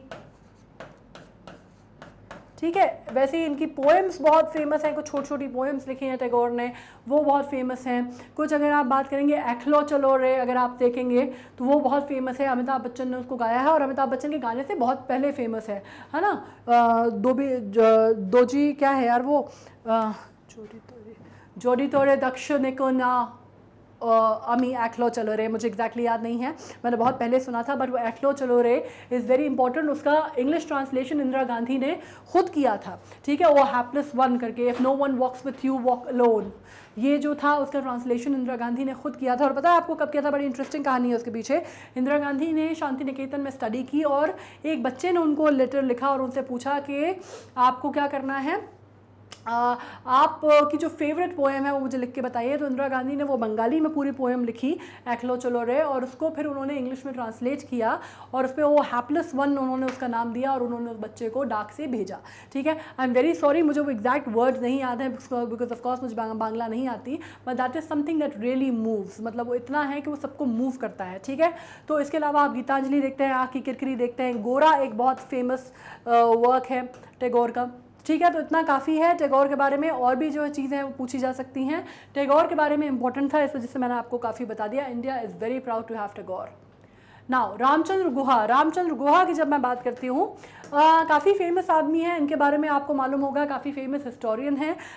देहरादून से इनका बहुत पुराना वास्ता है, दून स्कूल में इनने पढ़ाई भी की है, सेंट स्टीफन से पढ़ाई की है, बहुत लर्नर्ड आदमी हैं, बहुत सारी चीज़ों में इनके इंटरेस्ट हैं। इनके इंटरेस्ट अगर आप बात करते हैं तो मॉडर्न इंडियन हिस्ट्री में इनकी जो पकड़ है वो खासी मानी जाती है, मतलब he is one of the person, Romila Thapar हो गई, रामचंद्र गुहा हो गए, इनकी जो पकड़ मानी जाती है लैंग्वेज के ऊपर, इट इज़ अनपैरेलल्ड। अब कई पॉलिटिकल उसमें भी इनका नाम आता है, काफ़ी पॉलिटिकल मूवमेंट वगैरह में भी उनका नाम आता है, तो काफ़ी सारी चीज़ों में रामचंद्र गुहा का नाम आ रहा है। He is still very much there, very much hale and hearty, और काफ़ी सारे अभी बयान जो हैं इनके आते हैं। एक इनका बयान था हालिया दिनों में, जब NRC के ऊपर इनका एक बयान आया था जिसने बहुत ज़्यादा तूल पकड़ा था और जिसको बहुत ज़्यादा सोशल मीडिया पे वायरल हुआ था, तो आपने नाम सुना होगा ना। रामचंद्र गुहा की कौन सी किताबें फेमस हैं? Make of modern India, India after Gandhi, the history of the world's largest democracy, Patriot and Partisans, and Gandhi before India, ठीक है। तो ये इनकी कुछ किताबें हैं जो कि बहुत फेमस है। You can always take a screenshot of things, right. R K Narayanan, हम जब छोटे थे तो उनका एक वो आया करता था, सीरियल आया करता था, मालगुडी डेज। आप लोगों ने पता नहीं सुना है कि नहीं सुना, एक इमेजिनरी साउथ इंडिया में एक इमेजिनरी छोटा सा गाँव इन्होंने बसाया हुआ था, मालगुडी डेज करके, उसका ऊपर ज़्यादातर स्टोरीज़ बनती थी, बड़ी इंटरेस्टिंग, बहुत ही मज़ेदार स्टोरीज़ थी, और ये मेरे ख्याल से रिपीट भी हुआ था दूरदर्शन पे, अगर आप लोगों ने देखा हो। पर प्रॉब्लम यह है कि आजकल दूरदर्शन कोई देखता नहीं है, तो इनकी अगर आप देखते हैं, स्वामी एंड फ्रेंड्स बहुत फेमस है, गाइड बहुत फेमस है, मतलब इनको साहित्य अकादमी अवार्ड मिले, बहुत सारे अवार्ड से नवाजा गया, हमारे यहाँ का सिविलियन अवार्ड्स इनको मिले, बहुत, मतलब ही is a wonderful writer.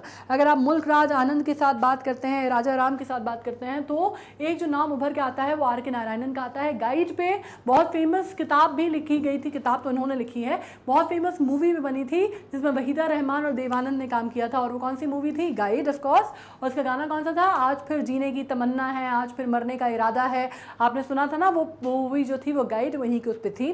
Swami and friends भी थी, मालगुडी डेज बहुत इंपॉर्टेंट थी। इनको नॉर्मली ना लोग विलियम फॉकनर से काफ़ी कंपेयर करते हैं, क्योंकि उनने भी किसी तरह का इमेजिनरी वर्ल्ड जो है वो बनाया हुआ था।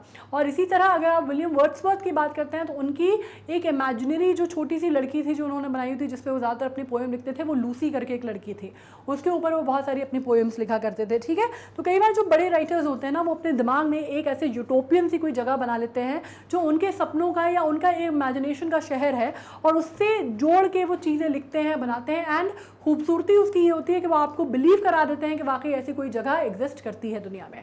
तो this is are K Narayanan for you. ना राजमोहन गांधी की जब मैं बात करती हूँ तो राजमोहन गांधी का अगर आप लेगेसी की बात करते हैं तो बहुत फेमस लेगेसी है इनकी। फेमस लेगेसी कैसे है कि ये महात्मा गांधी, ऑफ कोर्स राजमोहन गांधी नाम से आपको लगा होगा कि गांधी कहाँ से आ गया, तो जी, तो राजमोहन गांधी हमारे यहाँ महात्मा गांधी से हम नाम जोड़ते हैं। तो इनके पैटर्नल ग्रैंडफादर जो थे वो महात्मा गांधी थे, और इनके अगर आप मैटर्नल ग्रैंडफादर की बात करेंगे तो राजा गोपालाचारी थे। ठीक है, तो he comes from a very very very very great lineage of political thinkers. इनका एसोसिएशन भी पॉलिटिक्स में काफ़ी रहा, जनता दल से भी रहा, आम आदमी पार्टी से भी रहा।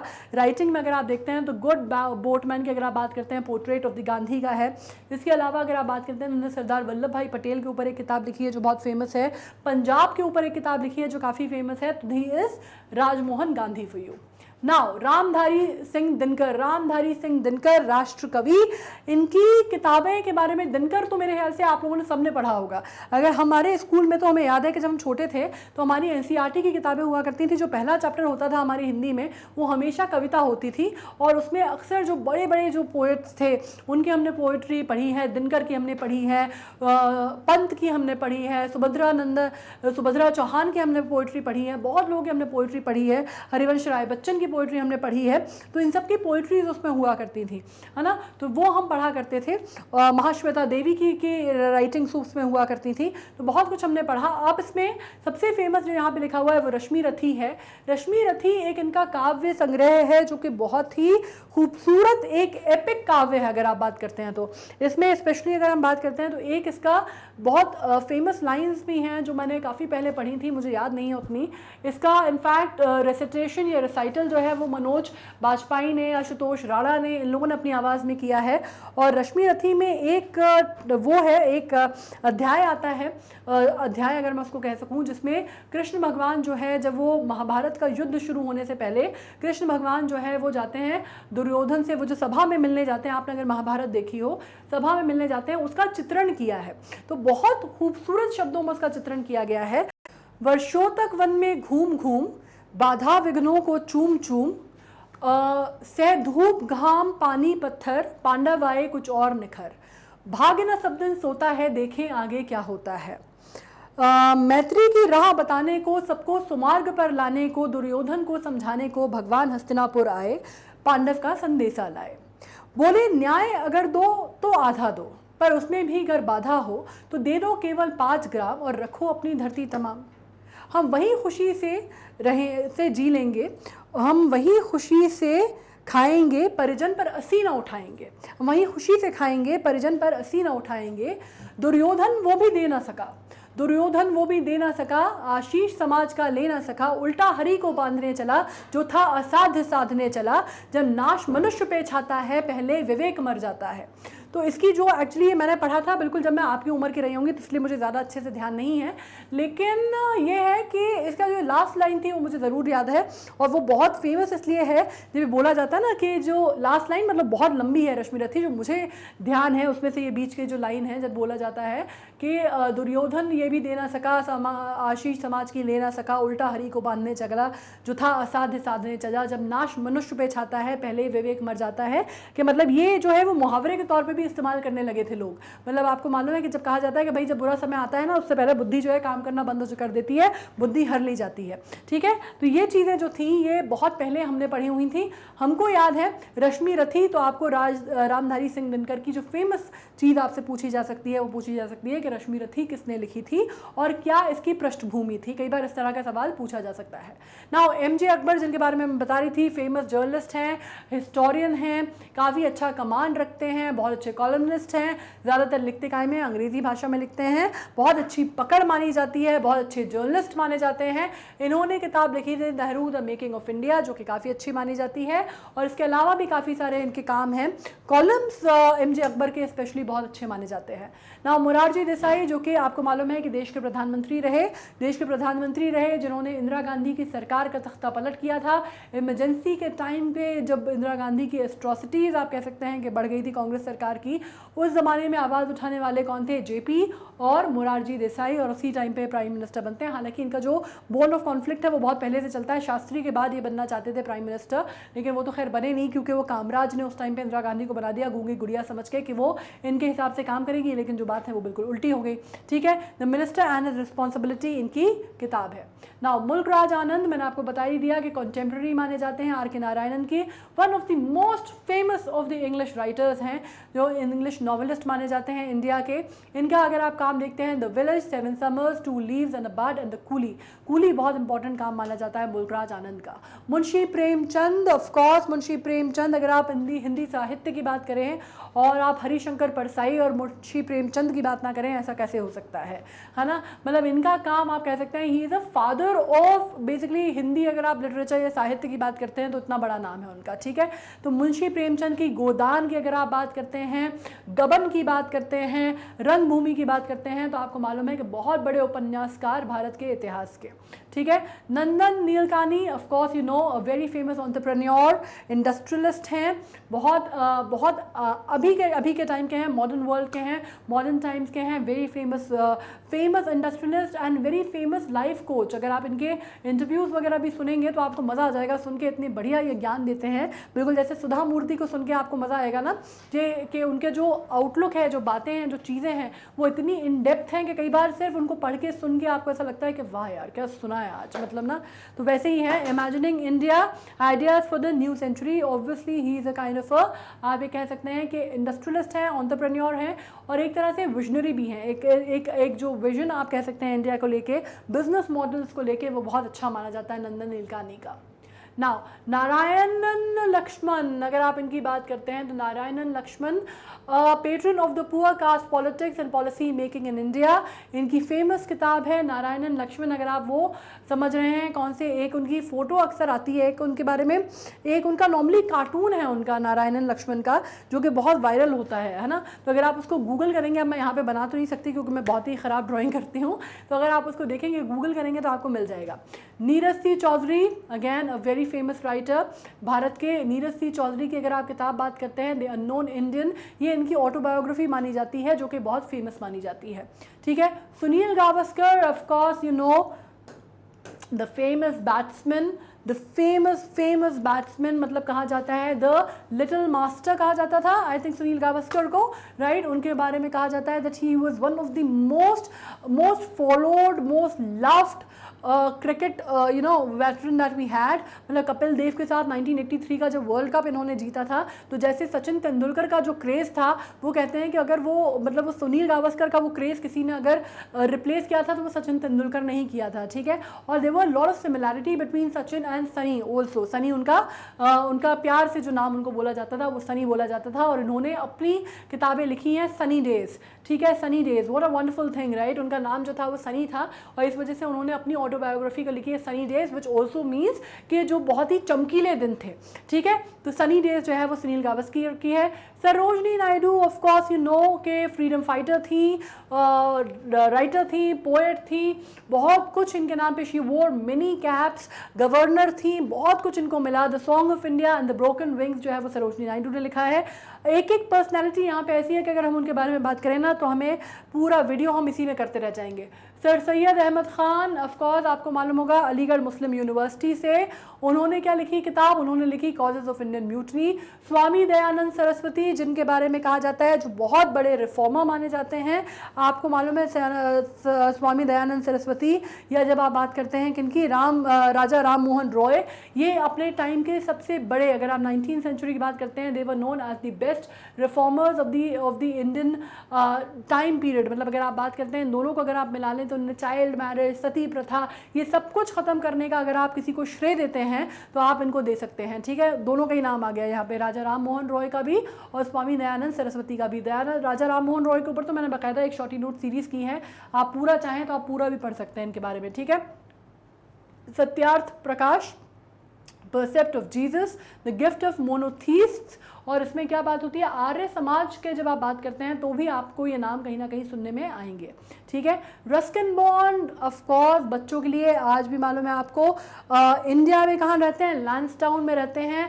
बहुत फेमस राइटर हैं चिल्ड्रन लिटरेचर का, चिल्ड्रन बुक्स जो है रस्किन बॉन्ड्स ने बहुत खूबसूरत किताबें लिखी हैं, notes from small room, a little book of happiness, और बहुत ही खूबसूरत इनकी जो शॉर्ट स्टोरीज हैं बच्चों की, मतलब आज की डेट में पूरा रस्किन बॉन्ड का कलेक्शन जो है हमारे स्कूल लाइब्रेरी में होता था, हमने खूब पढ़ी है। मुझे याद नहीं आ रहा, द अम्ब्रेला गर्ल करके भी हुआ करती थी रस्किन बॉन्ड की, बहुत सारी किताबें। ठीक है, तो बच्चों की अगर स्टोरी में बात करते हैं तो Ruskin bond is one of the famous names. Now, Sachin Tendulkar, of course, you know, who doesn't know Sachin Tendulkar, master blaster of India. उनकी किताब क्या है, playing it my way. Shobha day जो एक तरह से आप सोशलाइट कह सकते हैं इनको, राइटर भी हैं, कॉलमनिस्ट भी हैं। एक टाइम में इनका बड़ा क्रेज था, फैशनिस्टा के तौर पे भी इनको जाना जाता था काफ़ी। अभी she is a little off the roost for a while now. इन्होंने लिखा superstar India from incredible to unstoppable. Raghuram Rajan, I do what I do, Raghuram Rajan, how do you know Raghuram Rajan, ex governor of RBI, Reserve Bank of India. उन्होंने किताब लिखी कौन सी, I do what I do. Rajdeep Sardesai and Barkha Dutt, इनके साथ आपका नाम जो है आप एसोसिएट कर पाते हैं, राइट। आपके एनडीटीवी में जो बहुत फेमस जर्नलिस्ट हैं, one of the few famous journalist जो इंडिया में हैं आज की डेट में, अर्नब गोस्वामी का नाम बहुत आता है, हालांकि I don't consider him a journalist personally, but खैर that is my personal opinion of him. But Rajdeep Sardesai या आप बरखा दत्त एक टाइम पे 90s में specially they grew to fame, और उसके बाद there was no looking back. उनकी किताब है हाउ मोदी वन 2019, ये किताब इनकी काफ़ी सुर्खियों में रही थी। बंकिम चंद्र चट्टोपाध्याय, ऑफकोर्स आप जानते हैं, आनंद मठ इन्होंने लिखी है, और देवी चौधरानी इनकी किताब है। बंकिम चंद्र चट्टोपाध्याय अगेन बहुत फेमस राइटर फ्रॉम बंगाल, इनको बंकिम चंद्र चैटर्जी भी बोला जाता है। नाउ बाल गंगाधर तिलक, गीता रहस्य, बाल Gangadhar Tilak, of course you no, जब हम बात करते हैं फ्रीडम फाइटर की तो बाल, पाल और लाल का जो ट्रायो है उसके जो बाल गंगाधर तिलक हैं उन्हीं की बात हो रही है, जो कि आपको मालूम है कि पुणे में जो अभी गणपति जो फेस्टिवल है जिसको इन्होंने जिस लेवल पे पहुंचाया वो किसने पहुंचाया और किसने एसोसिएट किया, बाल गंगाधर तिलक ने। और क्या कहा था, कौन सी एक लाइन है उनकी जो बहुत फेमस है, Swaraj is my birth right and I shall have it. B.R. Ambedkar, of course the father of the Indian constitution, Baba Rao Ambedkar, या जिनको आप कहते हैं कि हमारे कॉन्स्टिट्यूएंट असेंबली के जो चेयरमैन थे, ड्राफ्टिंग असेंबली के या चेयरमैन थे हमारे कॉन्स्टिट्यूशन के, वो B.R. अम्बेडकर। उन्होंने क्या लिखा, what Congress and Gandhi have done to untouchables. Untouchables आपको मालूम है दलित के लिए B.R. अम्बेडकर का एक स्टेटमेंट कि अगर भारत के, अगर देश के हित में और मेरे हित में चुनना होगा तो मैं देश का हित चुनूंगा, लेकिन अगर देश के हित में और दलितों के हित में चुनना होगा तो मैं दलितों का हित चुनूंगा, बोलने वाले B.R. अम्बेडकर। उनकी ये किताब बहुत फेमस मानी जाती है, what Congress and Gandhi have done to untouchables. Dadabhai Naoroji, the grand old man of India, the grand old man of Congress, Congress के 3 बार प्रेसिडेंट रह चुके हैं, old parliamentarian, founding father of the Congress in 1985। All right, poverty and un-British rule in India. Dr. Rajendra Prasad, of course you know, the first president of the independent India, Dr. Rajendra Prasad, Indian divided. Pranab Mukherjee, very long serving parliamentarian. पोटलू इनका प्यार का नाम था, जिनके बारे में एक story कही जाती है कि एक बार वो राष्ट्रपति भवन देख के उन्होंने कहा था कि एक दिन मैं यहाँ पे रहूँगा, बिल्कुल एकदम अमिताभ बच्चन स्टाइल, बहुत पहले की एक स्टोरी थी, एनेक्डोट था, जब वो प्रेसिडेंट बने थे उस टाइम पे आता था। कांग्रेस के बहुत लंबे समय तक मेंबर रहे, उसके बाद देश के राष्ट्रपति बने, ये आप जानते हैं। ठीक है, the Congress and the making of the Indian constitution, as I said कि कांग्रेस के वेटरन कांग्रेस पार्टी लीडर रहे हैं बहुत लंबे समय तक, अलग अलग प्रधानमंत्रियों के साथ अलग अलग कार्यकाल में बहुत इंपॉर्टेंट पोर्टफोलियोज भी उन्होंने संभाले हैं। उसके अलावा the dramatic decade, the Indira Gandhi years, selected speech volume 1, 2 and 3। APJ Abdul Kalam, who doesn't know the hero, doctor APJ Abdul Kalam, हमारे द मिसाइल मैन, इंडिया को स्पेस तक पहुंचाने वाले व्यक्ति, जिनकी वजह से इंडिया अपने आप में एटॉमिक, आप कह सकते हैं, सुपर पावर के तौर पे उभरा। ठीक है, यह स्पेस सुपर पावर के तौर पे उभरा। APJ अब्दुल कलाम हमारे सबसे, आई थिंक सबसे ज़्यादा रेवर्ड तो नहीं कह सकते, सबसे ज़्यादा लव्ड अगर कोई प्रेसिडेंट रहे जो सब लोगों से कनेक्ट कर पाए, या हर व्यक्ति ने मतलब across the barrier of any politics, across the barrier of caste, creed, sex. बच्चों को अगर आप कहते हैं कि सबसे ज़्यादा चाहने वाले, जिसको सबसे ज़्यादा प्यार या स्नेह मिला, वो अगर आप बात करते हैं किसी की, तो वो थे APJ अब्दुल कलाम, जिसको महामहिम कहा जाता है प्रेसिडेंट को। तो उन्होंने ये चीज़ जो है उनको पसंद नहीं आती थी। He stayed a commoner in the president house, ठीक है, राष्ट्रपति भवन में a commoner known as APJ Abdul Kalam. इनकी अगर आप बात करते हैं, he always remained a teacher, इनको टीचिंग हमेशा से आती थी। He always remained a teacher, ignited minds unleashing the power within India, you are born to blossom, my journey India 2020, a vision for the new millennium, wings of fire. ये बहुत important किताबें हैं। Normally बच्चों से उनको बहुत प्यार था, तो नॉर्मली अपनी साइंड किताबें वो बच्चों को बहुत अक्सर दिया करते थे, और उनके सवाल जवाब वो बाय पोस्ट बहुत ज़्यादा आंसर किया करते थे, और ज़्यादातर सभाओं में जाते थे, तो वहाँ पे भी बच्चों से उनको बात करना बहुत पसंद था। Amrita Pritam, of course you know the very famous मैं तेनू फिर मिलांगी, मैं तेनू फिर मिलांगी लिखने वाली अमृता प्रीतम, जिनका नाम किससे जोड़ा जाता है? Of course the great Sahir Ludhianvi and Imroz के साथ। और कहा जाता है कि अमृता प्रीतम एंड अमृता एंड इमरोज की जो कहानी है वो बहुत खूबसूरत है, ठीक है। पंजाब से आई हैं, पंजाबी में ज़्यादातर लिखती थी। इनके लिखे हुए शब्द बहुत गहरे होते थे, बहुत अगर आप कहते हैं दिल को छूने वाले होते थे। और इसमें एक और बात कही जाती है कि अमृता प्रीतम के बारे में कहा जाता है कि इमरोज बार बार नहीं मिला करते। क्यों नहीं मिला करते? क्योंकि एक लव स्टोरी, इतनी सबलाइम लव स्टोरी अमृता और इमरोज की कहलाती है कि because she was completely and you know कहा जाता है she was completely in love with Sahir Ludhianvi, and still when Imroz came in her life they stayed as partners for a very long time under same roof, and still the love is considered to be so sublime कि उसके ऊपर कहा जाता है Amrita and Imroz की प्रेम कहानी के ऊपर भी बहुत सारी चीज़ें लिखी गई हैं। और मैं तेनू फिर मिलांगी बहुत फेमस इनकी एक पंजाबी में लिखी हुई पोएम है, जिसको बहुत ट्रांसलेशंस हुए हैं, and very heart touching and very moving poem. इनका वर्क अगर आप देखते हैं, कोरा कागज़, डेथ ऑफ द सिटी, कागज़ के कैनवस, कागज़ ते कैनवस जो मैं बोल रही हूँ ना, तेरे कागज़ ते कैनवस, ये वही है, मैं तेनू फिर मिलांगी, ठीक है। कागज़ ते कैनवस, क्योंकि इमरोज जो थे वो पेंटर थे, ठीक है, तो उनके ऊपर उन्होंने डेडिकेट करके इसको लिखा था। अमृता प्रीतम यहाँ पे आई गया है। Amartya Sen the Nobel laureate, the famous economist of India, उनका अगर आप बात करते हैं तो उन्होंने बहुत फेमस किताबें अगर आप बात करते हैं तो उन्होंने लिखी हैं। Development of freedom, the idea of justice, argumentative Indian भी जो है वो अमर्त्य सेन की है। अमीश त्रिपाठी, आजकल की डेट में अगर आप बात करते हैं तो अमीश त्रिपाठी के ऊपर अगर आप ये ट्रायलॉजी के लिए बहुत फेमस माने जाते हैं। ये शिवा ट्रायलॉजी आती है अमीश त्रिपाठी की, and he rose to fame by writing these Shiva trilogy. जैसे चेतन भगत का आप कहते हैं ना, one night at the call centre, हालांकि चेतन भगत को मैंने इसमें नहीं लिया है because I don't really think that it was such a important writer to have it here, but खैर चेतन भगत की भी बहुत फेमस है। हाफ गर्लफ्रेंड आपने पढ़ी होगी, या टू स्टेट्स आपने पढ़ी होगी, या one night at the call centre, ये मैं आपको वैसे ही बता दे रही हूँ। वैसे Amish Tripathi also rose to fame with Shiva trilogy, जिसमें the immortal of Meluha, the secret of the Nagas and the oath of the Vayuputras, wonderful books, very well researched, काफ़ी ज़्यादा इसमें पढ़ाई की गई है। Khushwant Singh, the famous journalist Khushwant Singh, the famous columnist Khushwant Singh, बहुत सारी किताबें, बहुत सारी चीज़ें, बहुत अपने ओपिनियन रखने वाले व्यक्ति थे। He was fond of women, champagne and writing. This is what is almost said about Khushwant Singh. और इनके बारे में अगर मैं कहूँ आपसे, the sunset club, Sahib who loved India, why I supported the emergency, truth, love and little malice, we Indians, the bride for the Sahib, और the train to Pakistan बहुत इंपॉर्टेंट है खुशवंत सिंह की। उसके अलावा विमेन के ऊपर इन्होंने एक विमेन करके किताब है, जिसमें इन्होंने छोटे छोटे चैप्टर्स में अलग अलग स्टोरीज लिखी हैं, वो भी काफ़ी इंपॉर्टेंट मानी जाती है। Kailash Satyarthi, of course you know, Nobel prize genius, Nobel prize winner, उनकी किताब है आज़ाद बचपन की ओर। Kuldeep Nayyar, again a very famous writer, not based in India, but very famous writer, The Judgment. Mahatma Gandhi, the father of the nation, of course, we all know. उनकी जो किताब है मेरा सत्य से प्रयोग, हिंदी में बोला जाता है मैं experiment with truth, Hind Swaraj. हालांकि देखा जाए तो गांधी जी ने बहुत सारी किताबें लिखी हैं, और गांधी पे जितनी किताबें लिखी गई हैं मेरे ख्याल से वो भी अपने आप में रिकॉर्ड होगा। गांधी के ऊपर इतनी किताबें हैं कि शायद उसका आप पूरा एक संग्रह भी करना इम्पॉसिबल होगा, ठीक है।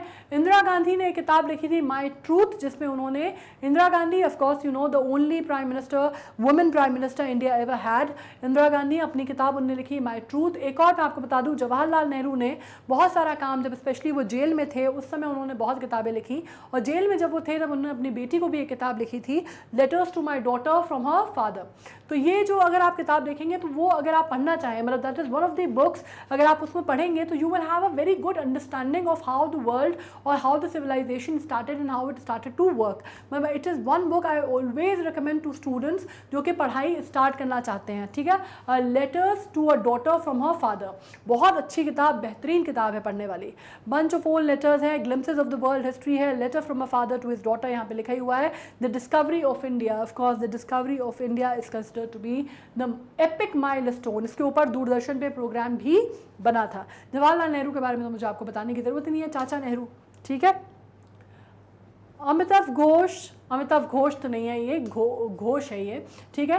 The circle of reason, river of smoke, the glass palace, shadow line, the Calcutta chromosome, the hungry tide, sea of poppies in the antique land, flood of fire and the great rearrangement. Again these are very contemporary. अगर आप बात करते हैं अमिताभ घोष की, आप बात करते हैं अमीश त्रिपाठी की, these are very normally contemporary. अगर आप इनकी बात करते हैं, ये बहुत ही न्यू एज राइटर्स हैं। अगर आप इनमें किरण देसाई की बात कर लीजिए, इनमें आप इनमें और आप किसकी बात कर सकते हैं, in fact Salman Rushdie also is a very contemporary writer, ठीक है। JP Narayanan of course, JP Narayan कौन थे? He is known as the crusader of the emergency, right. Crusader of the emergency कहा जाता है। प्रेजेंट डायरी लिखी इन्होंने, जब इनको इमरजेंसी के टाइम पे सबको बंद कर दिया गया था जेल में, तब इन्होंने लिखा to all fighters of freedom why socialism. Salman Rushdie, जैसे मैंने कहा, इनको बुकर प्राइज़ के लिए बहुत ज़्यादा, जो सबसे पहले जो शुरू में जब बुकर प्राइज़ मिला तो सलमान रुश्दी का नाम इतना बड़ा बन गया था, और काफ़ी हालांकि जो रेडिकल इस्लामिस्ट हैं उनसे बड़े नाराज़ रहते हैं, क्योंकि इनका जो एक तरीका है पोर्ट्रे करने का धर्म को बहुत डिफरेंट है। बिल्कुल जैसे आप तारिक फ़तेह की बात कर लीजिए तो बिल्कुल उसी तरह का है कुछ काफ़ी हद तक, और इसी वजह से अभी इन पर जानलेवा हमला भी किया गया था। He was attacked while he was addressing a meeting. अगर ये स्टेज पर एड्रेस कर रहे थे और वहाँ पर इनको आके मार दिया गया था, स्टैप किया गया था, ठीक है। Midnight Children, Shame, The Moor's Last Sign, Fury and the Satanic Verses। Satanic Verses की वजह से बहुत कंट्रोवर्सी क्रिएट हुई थी। ना विक्रम सेठ की सबसे इंपॉर्टेंट बात बोली जाती है, सूटेबल बॉय इनका सबसे फेमस माना जाता है विक्रम सेठ का, ठीक है। बहुत सारे इनमें, फिर उसके बाद सूटेबल गर्ल भी लिखा, लेकिन ये could not recreate the magic that he created with suitable boy. इतनी मोटी किताब है, इतनी मोटी किताब, मतलब हालांकि मैंने नहीं पढ़ी है, मैं उसको कितनी बार पढ़ने के लिए मैंने स्टार्ट किया, लेकिन समहाउ मैं सूटेबल बॉय पढ़ नहीं पाती। But that is considered to be a very very beautiful book, best seller मानी जाती है। उसके ऊपर शायद अभी कोई वो भी आई है, मूवी भी आई है, कौन सी आई है, तब्बू और उसकी ईशान खट्टर की कोई मूवी आई है, शायद वो सूटेबल बॉय पे ही बनी है विक्रम सेठ के। Now Arundhati Roy again the Booker prize winner. नाम क्या है? This God of small things and algebra of infinite justice, rose to fame by the God of small things, उनकी पहली किताब जिसने उनको सीधे मैन बुकर प्राइज दिलाया था। Same here the suitable boy जो है वो इनका, अगर आप बात करते हैं, जो इनका सबसे क्लासिक पीस है वो द सूटेबल बॉय माना जाता है। V.S. Naipaul the Nobel laureate, ठीक है। The house for mister Biswas, again a non resident Indian. House for Mr. Biswas, India, a wounded civilization and a very colonial person with a very colonial mindset, right? इनका अगर आप देखते हैं तो उनका mindset बहुत colonial माना जाता है V.S. नायपॉल का।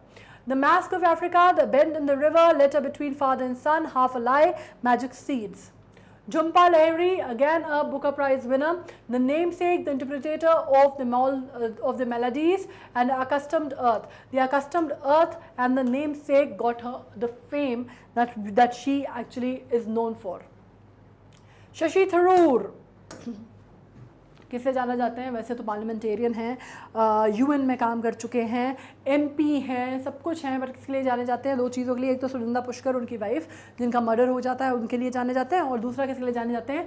अपनी बहुत ही भारी भरकम, बिल्कुल जिसको बोलते हैं कि extra ordinary command over English language, right, उसके लिए जाने जाते हैं। More than the things that he do in parliament, he is known for his speeches and his writings and his views and his command over the language and also over the subject. जब आपको मालूम है एक britisher को जब Brits के साथ इनका अगर कोई आपने अगर बिठा दिया शशि थरूर को बात करने के लिए, तो बिल्कुल पूरी तरह ये सुपड़ा साफ कर देते हैं ब्रिटिशर्स का। पूरा उनको ये समझा देते हैं कि भैया तुम कॉलोनाइजर्स थे, बेसिकली आए थे, लुटेरे थे, बिजनेस करने आए थे और हथिया लिया तुमने हमारा सब कुछ, है ना। मतलब ही इज़ वन पर्सन जो बिल्कुल धूल चटा देते हैं ब्रिटिशर्स को जब ये बात आती है, जब ये कहा जाता है ना कि उन्होंने किया क्या, और अगर ब्रिटिशर्स नहीं होते तो इंडिया इतना सिविलाइज्ड नहीं होता, तो बिल्कुल उनको जगह दिखा देते हैं शशि थरूर। ठीक है। The great Indian novel, show business, Indira Shastri, reflection on the India of the nation of our time, India from midnight to millennium, the end of darkness, British empire in India, why I am Hindu, the elephant, the tiger and the cell phone, reflection on India in 21st century, pax India, paradoxical prime minister. इसमें कहा जाता है कि जब ये छोटे थे तब इन्होंने एक चैलेंज लिया था, जब इन्होंने 365 दिन में 365 किताबें पढ़ी थी, right. So this was a kind of, he was a very very avid reader. तो अगर आप शशि थरूर जैसा बनना चाहते हैं in terms of language proficiency, तो आपको भी उतनी ही मेहनत करनी पड़ेगी। There is no shortcut to success. Now Jean Paul Sartre, अब ये ऐसे नाम हैं जो कि फॉरेनर्स हैं, बहुत इंपॉर्टेंट माने जाते हैं। जीन पॉल सार्ट का नाम लिया जाता है iron in the soul. Jeffrey Archer, very famous thriller किताबें लिखते हैं, ये आपने पढ़ी होगी जेफरी आर्कर की नॉवेल्स। फर्स्ट अमंग इक्वल्स बहुत फेमस है इनकी। J K Rowling, of course we all know. The tales of the Beedle the bard लिखा गया है, लेकिन बीटल एंड द बार्ड लिखा गया है, लेकिन आपको मालूम है हैरी पॉटर की जो लिखने वाली जो राइटर है वो जेके रॉलिंग है, one of the richest fictional novel in the world. John Ruskin, on to the last. Jonathan Swift की बहुत फेमस है Gulliver's travel. Karl Marx, of course the communism के लिए जाने जाते हैं, कम्युनिस्ट मैनिफेस्टो के लिए जाने जाते हैं, एंड दास कैपिटल के लिए जाने जाते हैं। Leo Tolstoy, again a very very famous writer. War and Peace is very important, जिसमें से आपको नाम याद रखेगा। Lewis Carroll, Alice in the Wonderland, Through the Looking Glass, Lord Byron, Don Juan, Machiavelli, आपको मालूम है एक पॉलिटिकल थिंकर थे। ये एक्चुअली नाम आपने सारे सुने होंगे, इसलिए मैं इनको डिस्कस नहीं कर रही हूँ, तो हम बचपन से पढ़ते हुए आ रहे हैं, ठीक है। मैकियावेली बहुत बड़े पॉलिटिकल थिंकर थे एंड डार्क थिंकर थे।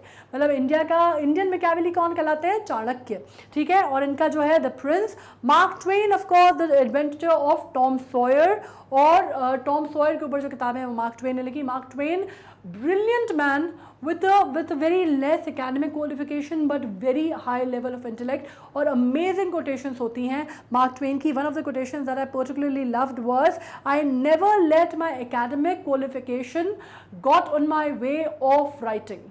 मतलब it is one of the beautiful writers, one of the wonderful writers. इनकी राइटिंग अगर आप देखें तो आपको मज़ा आ जाएगा पढ़ के। आई वुड हाईली रिकमेंड, अगर आपने नहीं पढ़ा है मार्क ट्वेन तो आप पढ़िए। Nelson Mandela, of course Nelson Mandela, who doesn't know Nelson Mandela. South Africa में अगर आप अपार्थीज की बात करते हैं, the fight, the crusade against the racism and apartheid, उसके चैंपियन अगर कोई माने जाते हैं तो नेल्सन मंडेला। और एक व्यक्ति इतने साल जेल में बंद होने के बाद अगर उस देश का प्रमुख बनता है तो दुनिया में कुछ भी हो सकता है, right. The conversation with my self, Oscar Wilde, importance of being earnest, Pearl Buck, a beautiful writer with very amazing books, बहुत सुंदर बहुत प्यारी किताबें होती हैं Pearl Buck की। The Rainbow is one of the very famous books of Pearl Buck, बहुत सारी होती हैं Pearl Buck की। Plato, Aristotle, Plato का नाम सुना होगा। The Greek philosophers, the famous Greek philosophers, Socrates, Plato, Aristotle, this is what, आपने sequential में इनके नाम सुने होंगे। उनकी किताब है The Republic। Rudyard Kipling, the jungle book, and Rudyard Kipling के ऊपर नैनीताल के ऊपर बहुत सारी किताबें हैं। रडियार्ड किपलिंग ने बहुत सारी किताबें लिखी हैं। TS. Eliot, a famous writer, very famous writer, very educated, highly educated and intellectual, one of the most educated person of his times. मतलब अगर आप बात करते हैं, अगर आप एरा की बात करते हैं, ब्रिटिश एरा की, तो मॉडर्न इंडिया में one of the modern British literature में one of the most educated person was T S. Eliot. Murder in the Cathedral and the Wasteland, Walter Scott, of course, Ivanhoe, Winston Churchill, the ex-Prime Minister of Britain, उनकी The Gathering Storm, William Shakespeare, who doesn't know William Shakespeare?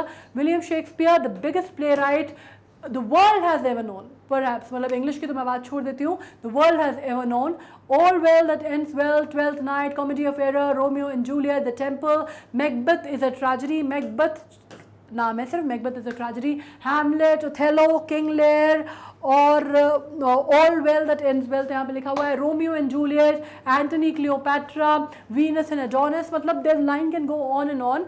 आपको इनके अगर sonnets की बात करते हैं, beautiful sonnets जिसमें इन्होंने द डार्क लेडी के बारे में बोला गया है, and the earl of Southampton इनका म्यूज रहता है, जिसके ऊपर इन्होंने बहुत सारी किताबें, बहुत सारे सॉनेट लिखे हैं। तो William Shakespeare, of course you know the name, Alexander Dumas, the three musketeers, Amrita Pritam, death of the city, Anita Desai, clear light of the day, Aristotle, politics, Aristotle ने बहुत सारी चीज़ें अगर हम बात करते हैं तो Aristotle was a philosopher, he was a genius, he was N intellect. इनको हर चीज़ में, आप स्पेस की अगर बात करते हैं, ऑफकोर्स बहुत पुराने ग्रीक फिलोसफर है, बट इनकी समझ हर चीज़ में थी। अगर आप बात करते हैं गवर्नेंस से लेके, पॉलिटिक्स से लेके, अगर आप एग्जिस्टेंस बात करते हैं, अगर आप जो कहा जाता है ना, जो लाइफ फॉर्म्स को डिवाइड करने की बात है अलग अलग स्कूल्स में, या अलग अलग आप कह सकते हैं डिविजन्स में, कितने तरह के लाइफ फॉर्म्स होते हैं, ये सब जो इनिशियल डिविजन्स भी हैं ये भी एरिस्टोटल ने किए थे, जिसको आप कहते हैं ना, बाद में आर.एन. विटकर ने जो थ्योरी दी थी कितने किंगडम्स में आप डिवाइड कर सकते हैं लाइफ फॉर्म्स को, इनिशियली सबसे पहले वो एरिस्टोटल ने किया था। Politics, Dalai Lama, of course you know, Tibetan Dalai Lama, the head of the Buddhism की अगर आप बात करते हैं, आपको मालूम है फ्रीडम इन एग्जाइल, क्योंकि आपको मालूम है कि भारत में शरण दी हुई है दलाई लामा को, उसके ऊपर उन्होंने किताब लिखी है, ethics of the world of the new millennium, H.G. Wells, the time machine, ये बहुत फेमस है, आपने पढ़ी भी होगी H.G. Wells. Inheritance of law of Kiran Desai, that got her the Booker prize. Malala Yousafzai, एक छोटी सी बच्ची, एक स्कूल जाती हुई बच्ची जिसको गोली मार देते हैं तालिबान वाले, और she fights for her life and comes back and wins the Nobel prize, the youngest person to win the Nobel prize. We are displaced, Mulk Raj Anand, हम सुनी चुके हैं, the untouchables. Stephen Hawking, astrophysicist, जो कि he was confined to his wheel chair and he was physically disabled, but that disability didn't stop him from becoming what he became, और इनका लिखा है the brief history of time. Vikram Seth की unequal music, Adam Smith, the father of economy, known as the wealth of nations, known for wealth of nations. Arthur Conan Doyle, of course नाम जाना जाता है adventure of Sherlock Holmes, the maker of the Sherlock Holmes. Barack Obama, of course you know, the president of United States of America, ex president of course, लेकिन आपको मालूम है कि बहुत चर्चित, बहुत ही बहुचर्चित और बहुत ही खूबसूरती से अपना टर्म कंप्लीट करने वाले, बहुत इम्पॉर्टेंट टेन्योर इनका रहा है, बहुत इम्पॉर्टेंट टेन्योर इनका माना जाता है। इनका प्रेसिडेंट बनना अपने आप में बहुत बड़ी बात मानी जाती है, क्योंकि पहले अमेरिकन एफ्रो आप कह सकते हैं कि प्रेसिडेंट थे, लीनियज के डिसेंट के प्रेसिडेंट थे। उनकी वाइफ अगर आप बात करते हैं मिशेल ओबामा, उनके बारे में बहुत कुछ कहा जाता है। एज अ फर्स्ट लेडी फोर्टिस के तौर पे उन्होंने बहुत अच्छा सराहनीय काम किया। बराक ओबामा ने अपना काम जो है हर तौर पे, उनको as a leader, as a husband, as a personal front पे, पॉलिटिकल फ्रंट पे, सभी पे बहुत इंपॉर्टेंट माना जाता है बराक ओबामा का रोल। अगर आप बात करते हैं as a president of United States of America, मेरे ख्याल से बहुत टाइम बाद कोई ऐसा प्रेसिडेंट आया था यूनाइटेड स्टेट्स ऑफ अमेरिका में जब जिनका टर्म खत्म हुआ तो मेरे ख्याल से पूरी दुनिया को ऐसा लग रहा था कि उन्हीं के यहाँ के प्रेसिडेंट का टर्म खत्म हो गया, इतनी मास फैन फॉलोइंग। ठीक है, dream from my father, story of race and inheritance, the audacity of hope, thought on reclaiming the American dream, a promised land. Charles Dickens, of course you know, a very famous 18th century में अगर आप बात करते हैं, बहुत famous novelist, British novelist, और इनके बारे में ओलिवर ट्विस्ट आप लोगों ने ज़रूर पढ़ी होगी। Oliver Twist, the tale of two cities, David Copperfield, great expectations जो हैं, बहुत फेमस नॉवलिस्ट की जब आप बात करते हैं तो कुछ नाम आते हैं, जिसमें चार्ल्स डिकन्स का नाम आता है, जेन आयर का नाम आता है, शर्लोट ब्रॉन्टे, जेन आयर किताब का नाम है, शर्लोट ब्रॉन्टे का नाम आता है, ब्रॉन्टे सिस्टर्स का नाम आता है, Wuthering Heights again is a very famous book. उसके अलावा अगर आप बात करते हैं तो इसमें शायद नाम नहीं होगा, तो मैं इस वजह से आपको बता दूं कि जेन ऑस्टन का नाम आता है, जिसमें sense and sensibility, pride and prejudice, उनकी बहुत फेमस पर्सुएशन, बहुत फेमस उनकी किताबें हैं। तो ये कुछ बहुत फेमस नॉवलिस्ट जब हम बात करते हैं ब्रिटिश की, तो उनका नाम मैं आपको बता रही हूँ साथ में। चार्ल्स डार्विन, ऑफ कोर्स, जिनका आपको मालूम है जिनने सर्वाइवल ऑफ द फिटेस्ट की थ्योरी दी, जिनने अगर आप बोले कि 19वीं जो 20वीं शताब्दी में जिसको मोल्ड करने वाले 3 लोग सबसे बड़े थे, अगर आप कहते हैं एक साइकोलॉजी को उस टाइम की जो एक एग्जिस्टेंट आप कह सकते हैं कि जो एक बिलीफ सिस्टम था उसको हिलाने वाले अगर 3 लोगों का नाम आता है उसमें, तो उसमें एक चार्ल्स डार्विन की थ्योरी थी। जब उन्होंने कहा कि ये जो ओरिजिन ऑफ स्पीशीज़, जब उन्होंने अपनी किताब निकाली, जब उन्होंने कहा कि कहाँ से लोगों के अंदर जो पहले हम कहते हैं ना कि आदम और हवा से हम आए हैं या हमारा जन्म हुआ है, वो थ्योरी उन्होंने चेंज कर दी और उन्होंने क्या थ्योरी दी थी, सर्वाइवल ऑफ द फिटेस्ट, उनका नाम आता है। दूसरा नाम सिगमंड फ्रॉइड का आता है, सिगमंड फ्रॉइड जो कि साइको एनालिसिस में बहुत बड़ा नाम जाना जाता है। जब आप साइकोलॉजिकल स्टडी की बात करते हैं सिगमंड फ्रॉइड का नाम आता है। सेकंड नेम वो सिगमंड फ्रॉइड जिनकी इंटरप्रिटेशन ऑफ ड्रीम्स काफ़ी इंपॉर्टेंट किताब मानी जाती है। और तीसरा नाम आता है व्लादिमीर लेनिन का, जो कि रशियन रेवोल्यूशन हीरो थे, जिनके बारे में भगत सिंह ने, जब भगत सिंह को एग्जीक्यूट किया जा रहा था तो मैं अक्सर बोलती हूँ कि वो एक किताब पढ़ रहे थे और वो लेनिन की किताब थी और उन्होंने बात बोली भी थी कि थोड़ा सा रुक जाइए जेलर साहब, अभी एक क्रांतिकारी दूसरे क्रांतिकारी से मिल रहा है। ठीक है। D.H. Lawrence sons and lovers, बहुत फेमस, एक बहुत ईडिपस कॉम्प्लेक्स एक शब्द है इंग्लिश लिटरेचर में, उससे डील करती हुई यह किताब बेहतरीन किताब मानी जाती है। E.M. Forster, passage to India, Eric Segal की लव स्टोरी। एरिक सीगल की लव स्टोरी सबने मेरे ख्याल से पढ़ी होगी, आप लोग अभी छोटे हैं तो शायद नहीं पढ़ी होगी, लेकिन क्लासिक किताब मानी जाती है अमेरिकन लिटरेचर में। जब हम बात करते हैं लिटरेरी स्टेटस उसको हासिल हो गया है। मुझे आज भी, जब मैंने यहाँ पढ़ी थी, शायद कॉलेज में पढ़ी थी, and I still remember it reading like what can you say about a 25-year-old girl that died, ऐसा करके कुछ उसकी ओपनिंग थी, that she loved Bash and Beatles, Mozart and me, and when I asked her the कुछ sequence उन्होंने पूछा, and she said alphabetical। मुझे आज तक वो कुछ धुंधली सी वो याद है कि मैंने ओपनिंग लाइन कुछ ऐसी पढ़ी थी और मैंने पढ़ी होगी good like maybe 15-17 years back, right. Okay. Ernest Hemingway की जब हम बात करते हैं, the old man and the sea is very famous. George Eliot की जब हम बात करते हैं, mill on the floss and Middlemarch is very famous.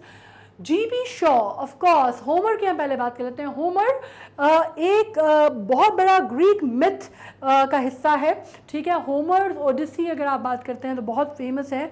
इसमें उलिसिस करके टेनिसन ने लिखी थी, जो काफ़ी कुछ इन्फ्लुएंस थी होमर की ओडिसी से, ठीक है। और एक पूरी वॉरफेयर जो थी उसको इन्होंने एक तरह से आप कह सकते हैं कि उसका चित्रण इन्होंने उसमें खींचा था, वॉर ऑफ ट्रॉय का, ठीक है। जैसे हमारे यहाँ महाभारत को काफ़ी कुछ कंपेयर करते हैं लोग होमर्स ओडिसी से, और ये बहुत पुराना लिटरेचर माना जाता है।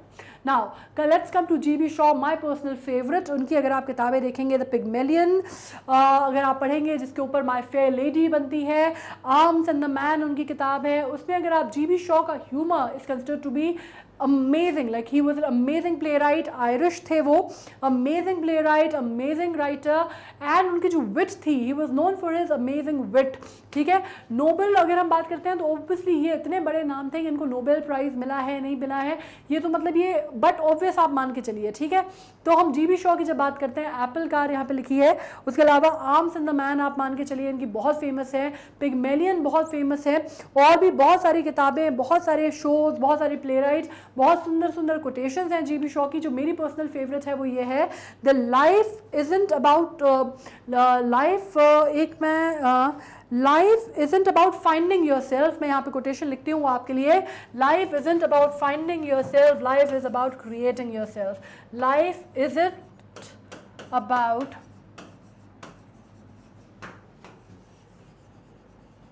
Finding your self,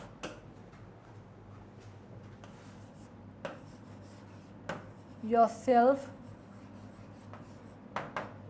life is about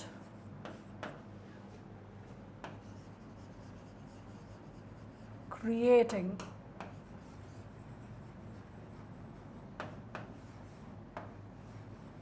So on this wonderful note that says life isn't about finding yourself, life is about creating yourself, I am signing off. Like we are done with this particular chapter, we are done with this particular topic, right. अब आप जो देख रहे हैं पीछे, आपको देख के एक चीज़ समझ में आ रही है, हमने एक बहुत इंटरेस्टिंग टॉपिक किया है। ऑफ कोर्स इसके ऊपर हम बहुत डिटेल में चर्चा कर सकते हैं, बहुत डिटेल में बात कर सकते हैं, और हम करेंगे जब हम एट लेंथ करेंगे, ठीक है।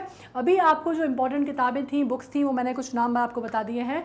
आई am sure you are through with them, obviously और बहुत सारी किताबें होंगी जो हम और भी डिस्कस कर सकते हैं। As of now we are through with this, and जैसा मैंने आपसे कहा कि अगर आप हमसे कनेक्ट रहना चाहते हैं तो आप हमारे फेसबुक पेज पे रह सकते हैं, आप इंस्टा हैंडल पे रह सकते हैं, आप टेलीग्राम के थ्रू हमसे कनेक्टेड रह सकते हैं।